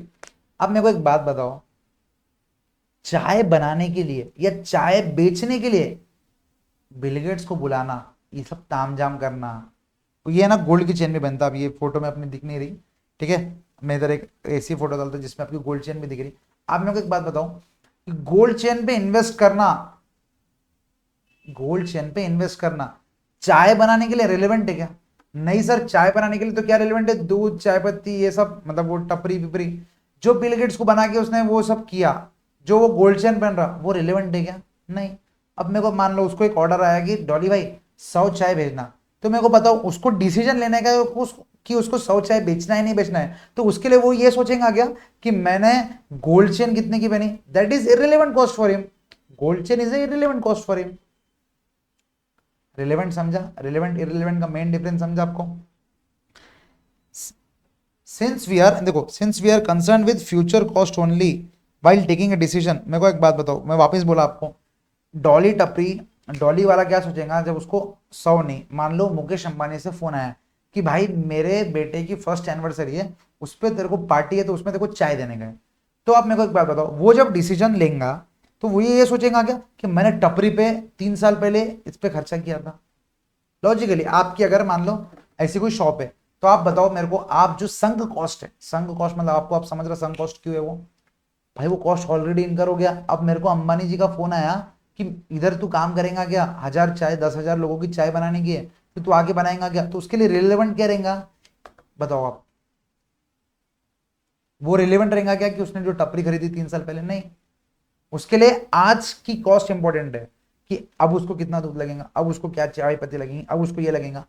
प्लस अब जब वो अंबानी के ऑफिस में जाएंगे, मतलब अंबानी जी की शादी में जो फर्स्ट एनिवर्सरी में जाएगा, तो उसका इधर का धंधा हैम्पर होगा। हाँ ऑब्वियसली अगर उसका कोई असिस्टेंट है तो नहीं हैम्पर होगा, लेकिन अगर वो सिंगल हैंडेडली कर रहा, तो अगर वो इधर जा रहा शादी में जा रहा या एनिवर्सरी में जा रहा, तो इसका इधर का धंधा अपॉर्चुनिटी कॉस्ट मिस कर रहा हो। तो जब वो अंबानी जी से मान लो वो उधर की चाय पत्ती सब मिला के उसका खर्चा आ रहा है 1 करोड़ का, ठीक है भाई अंबानी की शादी 1 करोड़ की चाय तो नॉर्मल है, तो 1 करोड़ का खर्चा आ रहा, लेकिन प्लस डॉली भी कम थोड़ी है, अगर वो दिन का इधर बेचेगा 3 दिन में वो 10 लाख रुपए कमाएगा। तो मेरे को एक बात बताओ, वो अंबानी जी को क्या बोलेगा, सिर्फ 1 करोड़ बोलेगा या 1 करोड़ 10 लाख रुपए बोलेगा, आप खुद सोचो। एक्चुअल अंबानी की शादी में या अंबानी के फर्स्ट टाइम जो भी है भाई, जो भी वो इवेंट में जाके खर्चा उसको 1 करोड़ का लग रहा, ठीक है सर, बड़े बड़े बातें कर रहे हैं, बड़े बड़े बातें करो, मैं आपको बता रहा ना, जीवन में बड़ा होना है ना, तो बड़े बड़े बातें करो, बोलो हो जाएगा, ठीक है। जाकिर खान बोलता ना तथास्तु, कब ऊपर वाला तथास्तु बोल दे पता नहीं, तो बड़ा ही सोचो बड़ा ही बोलो, ठीक है। वापस बैक टू ट्रैक, 1 करोड़ रुपए उसको मालूम है कि इवेंट में लगने वाले हैं अंबानी जी के, लेकिन उसके लिए उसको नागपुर से जाना पड़ेगा मुंबई, उसकी फ्लाइट की टिकट्स वो सब उसने लगा दिया 1 करोड़ के आगे। मेन बात क्या आ गई, जब वो 1 हफ्ते के लिए नागपुर में नहीं है, तो 1 हफ्ते की जो उसकी एक्चुअल सेल्स है वो तो मिस हो गई, वो 1 हफ्ते की मान लो उसकी सेल्स 10 लाख रुपए, तो मेरे को अच्छे से सोच के बताओ कि वो रिलेवेंट कॉस्ट में ये 10 लाख रुपए लेंगे या नहीं लेंगे, बताओ। कॉस्ट जब वो अंबानी जी को फोन करेगा और बोलेगा कि भाई मैं तो 1 करोड़ 10 लाख रुपए लूंगा या मैं 1 करोड़ रुपए लूंगा, आप बताओ। आपको भी लग रहा लॉजिकली कि उसने 1 करोड़ 10 लाख रुपए लेने चाहिए, क्योंकि एक्चुअल में तो उसकी इतनी कॉस्ट लग रही है ना, 1 करोड़ तो उधर का खर्चा, लेकिन इधर का जो धंधा एम्पर हो रहा है वो 10 लाख रुपए, तो 1 crore 10 lakh is relevant cost. अब मेरे को एक बात बताओ, ये फ्यूचर में लगने वाले कॉस्ट है, देखो इवेंट आज थोड़ी है, इवेंट ऑब्वियसली 1 डेढ़ महीने बाद रहेगा, तो फ्यूचर में लगने वाले कॉस्ट है। तो मैंने क्या बेसिस पे डिसीजन लिया कि फ्यूचर में मुझे क्या कॉस्ट लगने वाला है, कि भाई अंबानी केस में जाऊंगा तो मेरे को अच्छा सूट पहनना पड़ेगा, मेरी टपरी ये टपरी नहीं लेके जा सकता, बड़ा सेटअप लगेगा, तो ये मेरे फ्यूचर में इनकर होने वाले कॉस्ट है। मेरे जो पास्ट में जो इनकर हो गया, जो मेरी टपरी आज है, जो मेरी वो चाय की छन्नी आज है, वो मेरे लिए रिलेवेंट है क्या, नहीं, फ्यूचर में जो कॉस्ट लगने वाले हैं दैट इज रिलेवेंट। देखो आपको लॉजिकल समझना बहुत जरूरी है, क्योंकि ये सब जितने भी कॉस्ट है ना, इसमें थिन लाइन ऑफ डिफरेंस है between this cost and this cost. अगर आप उसको थियरी वाइज याद करने जाओगे ना तो गड़बड़ हो जाएंगे, तो आपको है ना ये स्टोरीज याद रखनी पड़ेंगी। स्टोरीज मतलब खुद को ही मतलब बताना पड़ेगा कि भाई इसको ये बोलते, इसको ये बोलते, इसको ये क्यों बोलते, इसको ये क्यों बोलते, क्या रिलेवेंट है क्या रिलेवेंट है, दिमाग लगाओ अदर देन मैं जो बोल रहा हूँ उसको याद करने से।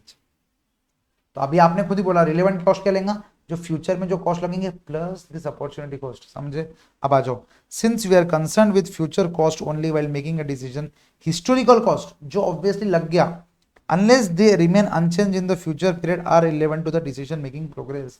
मान लो क्या हो रहा, अंबानी जी की शादी की वजह से उसको टपरी अपग्रेड करनी पड़ रही, क्योंकि भाई अंबानी जी टेस्ट करने आने वाले हैं, तो फ्यूचर कॉस्ट की वजह से उसका जो संक कॉस्ट था, जो टपरी थी, उसको अपग्रेड करना पड़ा, तो फिर वो रिलेवेंट कॉस्ट। लेकिन अंबानी जी नहीं आने वाले, तो उसकी संक कॉस्ट तो संक कॉस्ट ही रहेंगे ना, उसको अपग्रेड ही नहीं कर रहा, लेकिन फ्यूचर कॉस्ट की वजह से अभी वो कुछ चेंजेस कर रहा, तो वो कॉस्ट भी वो कॉस्ट में लगेंगी, ठीक है, क्लियर है। और अपन भाई ये सब है ना, ये सब relevant cost, imputed cost, marginal नाम का कॉस्टिंग में आपको पता है ना, मार्जिनल कॉस्ट यहाँ भी है, पेपर 12 में भी है, पेपर 16 में भी है, फाइनल में। तो ये सब एक बेस बना रहा, रिलेवेंट कॉस्टिंग के ऊपर ही क्वेश्चंस बहुत सारे कि what is the relevant cost of taking an order. मतलब मेरे को अगर कोई ऑर्डर मिलने वाला है तो बेयर मिनिमम मैं उसको कितना प्राइस दूं। ठीक है, तो एग्जांपल ले लेते हैं अपन वापस डॉली डॉली डबरी चाय का अपन बना रहे, डॉली डबरी चाय खड़ी है, अपन गए बोला भाई अंबानी जी की है ना, अंबानी जी ने, अब दूसरा एग्जांपल, एकत्व में चाय पिलाना है, ठीक है, एकत्व में टी ब्रेक में आपको चाय पिलाना है, आ जाओ। रिलेवेंट कॉस्ट क्या, मैं उसको बोला भाई अभी थोड़ा है ना एकदम, मुझे बेयर मिनिमम आप क्या प्राइस दे सकते बताओ, बेयर मिनिमम। तो वो सोचेगा भाई बेयर मिनिमम है ना, मेरे को पुणे जाने का एक्सपेंस प्लस चाय दूध ये पानी बस खर्चा और मेरा कुछ salary, this is bare minimum, इतना। अब कुछ चीजें क्या रहता, अब जैसे नीलोफर, हैदराबाद में एक नीलोफर नाम का कैफे, उसकी चाय भाई हम ना 120 या 130 या 80 रुपए की तो ऊपर है, मुझे अब एग्जैक्टली याद नहीं, मेरे को बहुत दिनों के जाके। तो नीलोफर की चाय 80 रुपए की है। अब मेरे को एक बात बताओ, 80 रुपीज का, ईमानदारी से बताओ 80 रुपीज का, अब अपन थोड़ा डीप डाइव करते हैं, 80 रुपीज की या शायद 120 रुपए की चाय है शायद, ठीक है, एक चाय, चाय का इतनी गिलास 120 रुपए की, मैं आपको बता रहा, मजाक नहीं कर रहा, जो हैदराबाद के बच्चे होंगे उनको मालूम होगा नीलोफर की चाय कितनी महंगी है। तो मेरे को एक बात बताओ, 120 रुपए में ईमानदारी से बताओ कि सिर्फ मटेरियल जितना लेबर लग रहा है, जितने एक्सपेंसेस लग रहा है उसका ही खर्चा रहेगा क्या? नहीं सर, वो जो नीलोफर है ना बंजारा हिल्स में एकदम प्राइम लोकेशन पे है, तो उसका रेंट भी तो लगेगा, लेकिन प्लस अब नीलोफर 120 की जब चाय पहन रहा तो उसके स्टाफ में एक प्रॉपर रहता है, एक यूनिफॉर्म रहेगा, तो स्टाफ का खर्चा अलग रहेगा। तो ये सब खर्चे divided by number of units, वो जितने बेचने वाला है उसने फाइनली जाके, प्लस ऑब्वियसली प्रॉफिट भी, ये खर्चे plus profit divided by number of units, तो फिर उसने क्या करा बताओ, बताओ बताओ बताओ, जब जाके फाइनल प्राइस निकला। अब मेरे को एक बात बताओ कि अपन ने उनको फोन किया, अपन ने उनको बोला कि भाई चाय का ऑर्डर लेने का है, ठीक है, अपन ने बोला कि मुझे सिर्फ चाय 120, मतलब मुझे 100 कप चाय चाहिए। तो नीलोफर वाले के एग्जांपल से अपन सोचेंगे, अब एक चीज समझो, रेंट ऑलरेडी लग गया, स्टाफ की सैलरी ऑलरेडी लग गई, ठीक है, मैंने उसको आउट ऑफ नोवेयर, मतलब उसका जो नॉर्मल धंधा चल रहा ना, तो नॉर्मल धंधे के हिसाब से लग गया, ये this is for normal business, this is for normal business, थोड़ा हेवी जाएगा पॉइंट लेकिन समझो, this is for normal business, मतलब जो नीलोफर की आके जो चाय पी के जा रहे हैं उसके लिए वो इतनी की चाय दे रहा है 120 रुपए की, क्यों? क्योंकि ये सब उसके एक्सपेंसेस है। अब नॉर्मली उसका धंधा इतना ही चलता, लेकिन मैंने उसको कुछ एक्स्ट्रा धंधा दिया, एक्स्ट्रा दिया। अब मैंने बोला भाई सुन, लेकिन मैं 120 रुपए तो देखो नहीं दूंगा, क्योंकि मुझे पर्सनली बहुत महंगी लगती है, लेकिन मेरे को तेरी चाय पीना है, तू मुझे बता कि तू मैक्सिमम कितना रेट दे पाएगा, मतलब मैक्सिमम मतलब मिनिमम कितना रेट दे पाएंगे, ऑब्वियसली कॉस्ट है तो मिनिमम लगेगा, तो मिनिमम कितने रुपए चार्ज करेंगे मेरे को। तो फिर वो गया घर पे, ठीक है, फिर वो गया घर पे, फिर उसने मेरी क्लासेस ली, फिर उसने सोचा कि भाई रिलेवेंट कॉस्ट क्या है, ये एक्स्ट्रा लेने के लिए मेरे को क्या है, आप समझो, ये एक्स्ट्रा नहीं भी लेता था ना, ये एक्स्ट्रा नहीं भी लेता था तो भी रेंट तो लगने ही वाला था, स्टाफ की सैलरी तो जाने ही वाली थी। इसका मतलब क्या है, ये एक्स्ट्रा लो या ना लो, रेंट तो देना ही है, स्टाफ की सैलरी तो देना ही है, तो दिस बिकम्स इररिलेवेंट कॉस्ट। आप समझ रहे, मैं अगर ये एक्स्ट्रा, मतलब नीलोफर वाला बोल रहा, मैं अगर ये नीलोफर चाय वाला, कि अगर मैं ये एक्स्ट्रा का नहीं भी लेता तो मेरे को रेंट तो वैसे भी लगना है, स्टाफ की सैलरी तो वैसे भी देनी है, ये ऑर्डर लेने की वजह से एक्स्ट्रा नहीं लगा कॉस्ट, ऑर्डर लेने की वजह से जो कॉस्ट एक्स्ट्रा लगता दैट इज रेलेवेंट कॉस्ट। अब ये एक्स्ट्रा का ऑर्डर लेने की वजह से मुझे क्या एक्स्ट्रा लग रहा सर, मटेरियल लगेगा चाय दूध, और मेरा जो स्टाफ लगेगा जो आपको बना के सर्व करेगा, इसके अलावा मुझे कुछ लगेगा क्या? हाँ सर, ट्रैवलिंग का कुछ खर्चा लगेगा।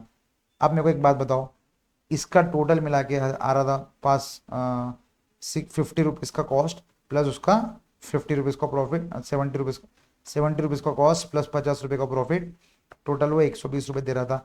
अब मुझे बताओ उसका वो रेंट, स्टाफ, ये सब क्या है? इररिलेवेंट कॉस्ट है फॉर एक्स्ट्रा ऑर्डर्स। तो वो मुझे अभी कितना चार्ज करेगा? 30 रुपये टोटल प्लस 50 रुपये का प्रॉफिट, 80 रुपीज़। वो बोला भाई मिनिमम से मिनिमम मैं इतना दूंगा। आपको समझ रहा? तो जब मिनिमम कॉस्ट की बात करते हैं ना, तो मिनिमम कॉस्ट के टाइम पे आपको अभी मालूम नहीं, लेकिन प्रॉफिट भी नहीं लेते। मिनिमम कॉस्ट कितने पे देगा? तो मिनिमम से मिनिमम। ऑब्वियसली अगर मेरे को मान लो कोई स्टूडेंट का फोन आया, बोला कि सर मेरे को आना थोड़ा मेरा फाइनेंशियली थोड़ा ठीक ठीक चल रहा, मेरे को प्लीज मिनिमम कॉस्ट पे कर सकते हैं, ठीक है? फिलहाल तो मेरे हाथ में वो अपॉर्चुनिटी नहीं है, लेकिन मान लो मेरे हाथ में अपॉर्चुनिटी थी, तो मैं क्या बोलता, भाई देख मिनिमम तेरे को है ना 2,000 3,000 रुपये तो देने पड़ेंगे। सर क्यों? भाई ये मेरा सॉफ्टवेयर, मतलब एक बच्चे को देने के लिए हमको सॉफ्टवेयर का खर्चा अलग से लगता, हमको बुक्स का खर्चा अलग से लगता, हमको डिलीवरी का खर्चा अलग से लगता। मैं बोला भाई इतना तो this is bare minimum cost, plus मैं तेरे को ओवरहेड्स का खर्चा दो, मतलब दूसरे जो ये रेंट वेंट का, स्टाफ का खर्चा, डिलीवरी चार्जेस, मतलब ये अलग से जो खर्चे तो मैं डाल रहा, लेकिन ये तेरे पर्टिकुलर ऑर्डर के लिए मुझे इतना खर्चा एक्स्ट्रा लग रहा, तो मैं वो खर्चा तो तेरे से लूंगा ही ना भाई। समझ रहे? मैं घर से खुद थोड़ी लॉस करूंगा, एटलीस्ट मैं कॉस्ट टू कॉस्ट तेरे को दूंगा। मेरे को बुक्स जितने में आ रहे, मुझे डिलीवरी के कितने मेरे को लग रहे, प्लस सॉफ्टवेयर के मेरे को जितने लग रहे उतना तो मैं तेरे से लूंगा ना। That is cost. तो रिलेवेंट कॉस्ट के टाइम पे सिर्फ वही कॉस्ट लेते हैं जो जितना मुझे लग रहा है। आप समझ लो जब भाई भाई का रिश्ता है, भाई तेरे को जितने में आ रहा है उतने में तू ले ले, दैट इज कॉस्ट। ठीक है? लॉस पे नहीं बेचना है, प्रॉफिट पे नहीं कमाना है। तो यहाँ पर आप समझो, ये पॉइंट मैंने बहुत अच्छा बोला कि ये एक्स्ट्रा धंधा हो रहा, ये एक्स्ट्रा धंधा मान लो नहीं भी होता था, तो इसको थोड़ा नीचे कर लेते हैं। आप समझो ये एक्स्ट्रा धंधा अगर नहीं भी होता था, तो नीलोफर की चाय के लिए रेंट तो उतना ही, रेंट तो वो उतना ही दे रहा था, स्टाफ तो वो उतना ही दे रहा था, ये फिक्स हो गया। अब यही यही स्पेस में वो कुछ अगर एक्स्ट्रा काम कर रहा तो एक्स्ट्रा प्रॉफिट हो रहा, यही स्टाफ के साथ वो उसमें ही उनको जितना एक्स्ट्रा टाइम मिल रहा उससे अगर एक्स्ट्रा काम करा रहा तो उसके एक्स्ट्रा पैसे बन रहे ना। समझ रहे क्या? क्योंकि ये तो फिक्स कॉस्ट हो गया। सर फिक्स कॉस्ट क्या है, वेरिएबल कॉस्ट क्या है, पढ़ेंगे आराम से, लोड लेने की जरूरत नहीं है। अभी जितना जितना पढ़ा रहा, जो जो पढ़ा रहा आप वो समझ लो। क्लियर है क्या? So this is relevant cost. Avoidable cost, unavoidable cost, Dolly के केस में जो वो चेन पहन रहा, दैट इज अवॉइडेबल कॉस्ट। भाई क्या जरूरत है चाय बनाने के लिए, जरूरत है क्या? नहीं। अनअवॉइडेबल कॉस्ट क्या है भाई? दूध, दूध के बिना तो चाय बनेगी ही नहीं ना, that is unavoidable cost. Simple है, उसके अलावा कोई साइंस नहीं है इसके पीछे। Avoidable cost are those which are under given conditions of performance efficiency should not have been occurred. मतलब एफिशिएंसी को इफेक्ट ना करते हुए वो कॉस्ट को अवॉइड कर सकते। चाय बनाने के लिए गोल्ड चेन की लिए जरूरत है क्या? नहीं। एफिशिएंसी चाय जब भी अच्छी बनेंगी अगर वो गोल्ड चेन नहीं भी बनेगा डॉली वाला, तो that is avoidable cost under given conditions, मतलब सेम कंडीशंस पे performance efficiency should not have been occurred. हाँ लेकिन ऐसा अगर होता है कि भाई वो गोल्ड चेन नहीं पहना तो वो कॉस्ट है ना वो बनाता ही नहीं अच्छी, मतलब वो चाय उसकी अच्छी नहीं बनती, अब वो उसकी साइकोलॉजी है, तो फिर वो अवॉइडेबल कॉस्ट में नहीं आएगा। एफिशिएंसी इफेक्ट नहीं करने को ना। मेरे जो वर्कर्स है कैलकुलेटर ये स्पीड में बना रहे, उनको अगर मैं जब लंच दे रहा, तो अगर मैं लंच नहीं दूंगा मान लो, तो उनको है ना भाई क्या होगा, वो कैलकुलेटर अच्छे से नहीं बना रहे, तो दिस इज फिर वो अवॉइडेबल कॉस्ट में नहीं आएंगे, फिर वो अनअवॉइडेबल कॉस्ट में वो अवॉइड नहीं कर सकता। तो समझ रहे? बहुत लॉजिकली आप दिमाग लगाना।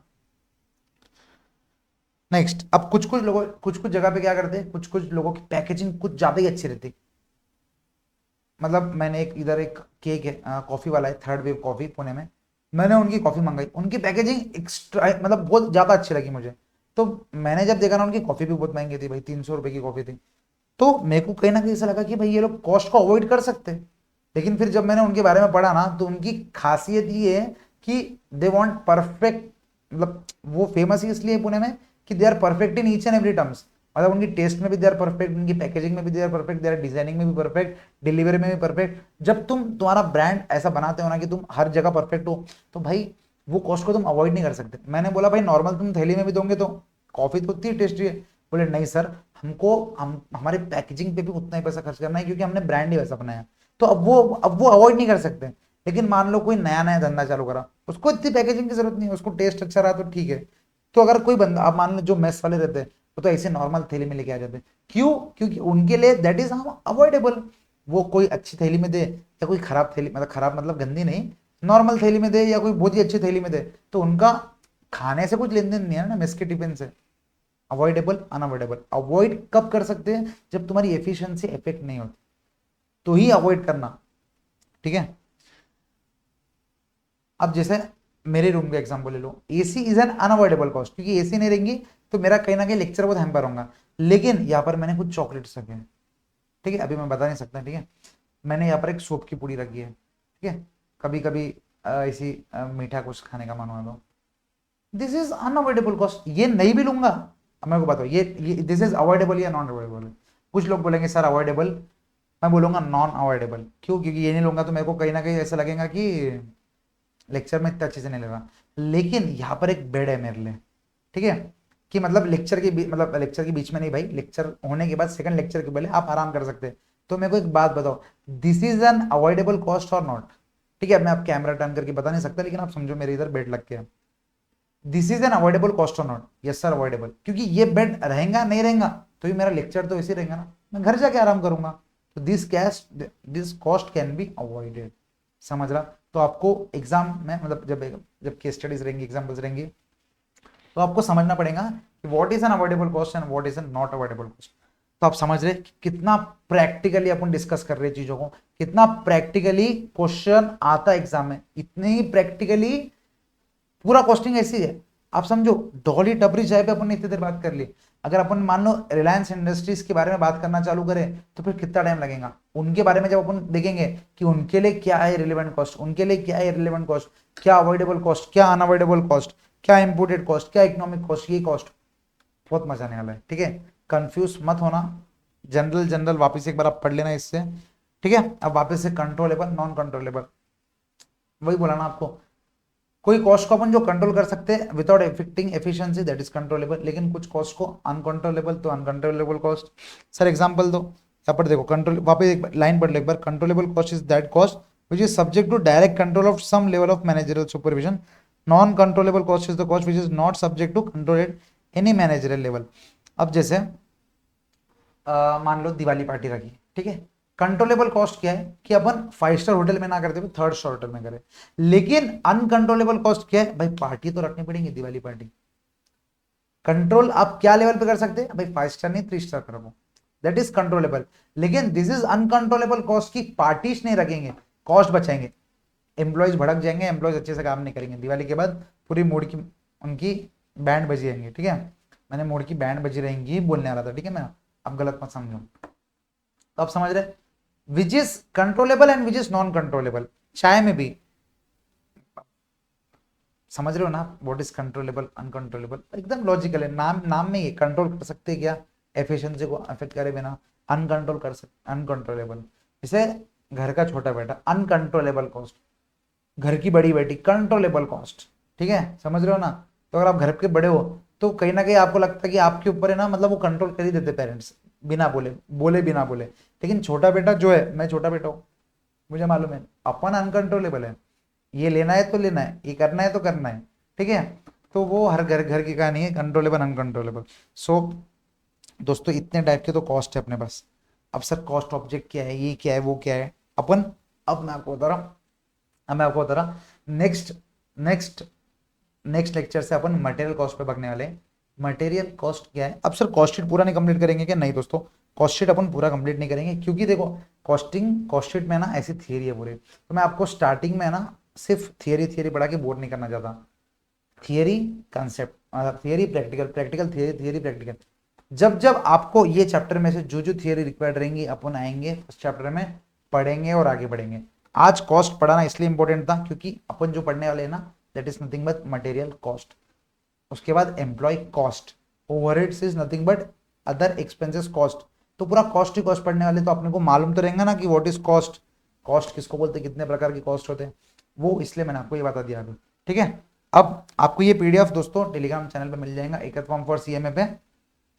ठीक है, एकत फॉर्म फॉर सीएमए पे मिल जाएगा आपको, उसकी टेंशन लेने की जरूरत नहीं है। इसके अलावा कुछ भी डाउट्स है तो आप मुझे मेल कर सकते हो। अब ये जो जो भी है अपन उसको डिटेल में पढ़ेंगे, टेंशन लेने की कोई बात। इसके अलावा आपको और एक चीज मैं आपको बता रहा, आपको स्टडी मटेरियल खोलना है, ये क्वेश्चन बैंक मैं आपको टेलीग्राम पे डाल दूंगा। आपको क्या करना है, फर्स्ट क्वेश्चन बैंक डाउनलोड करना है, और मैं आपको टेलीग्राम पे बता दूंगा कि कौन से क्वेश्चन आप ट्राई कर सकते हो कॉस्ट शीट के। ठीक है, कॉस्ट शीट के जो जितना मैंने कंसेप्ट पढ़ाया उसके लिए आप कौन से क्वेश्चन ट्राई कर सकते हो मैं आपको बताऊंगा। इसके अलावा 1 पॉइंट, इधर आ जाओ आप, इधर से पेज नंबर कौन सा है ये, 12, पेज नंबर 12 से आप अगर आपको गो थ्रू करने की इच्छा हुई तो यहाँ से आप है ना एक बार कब फिलहाल के लिए पढ़ाई चालू कर सकते हैं कि यहाँ से। ठीक है, क्या क्या बना रहा मैं यहाँ से, क्या बनाऊँ मैं, ठीक है, उंगली बना दिया। तो what is cost sheet? Cost sheet अपन ने बहुत डिस्कस किया। तो इंपॉर्टेंस है, उसके ऑब्जेक्टिव है, ग्रुपिंग ऑफ कॉस्ट, ये आपको आता है। ये सब पढ़ना, थोड़ा बहुत समझेगा नहीं समझेगा, फिर ये आपको आता है। उसके अलावा बस इधर तक, ठीक है। फिर ये जो जीएसटी का जो कंपोनेंट है वो अपन बाद में पढ़ेंगे। इधर तक की कॉस्ट को क्या करना है आपको, इधर तक आप पढ़ सकते हो। इसके अलावा कुछ पढ़ो मत, बाकी थियरी थियरी थियरी है, मैं आपको पढ़ा दूंगा, लोड लेने की कोई बात नहीं है। कॉस्ट अकाउंटेंसी क्या है, कॉस्ट अकाउंटिंग क्या है, कॉस्टिंग क्या है, नाम तीनों भी भाई एक जैसे लगते हैं, लेकिन तीनों अलग अलग है, थिन लाइन ऑफ डिफरेंस है। आज मैं आपको समझाने जाऊंगा ना, आपके सिर के ऊपर से जाएगा, दैट इज 100% गारंटी। लेकिन जब पूरा कॉस्टिंग हो जाएगा ना पढ़ के, तो ये सब चीजें भाई at the end of the पढ़ेंगे तो मजा आएगा।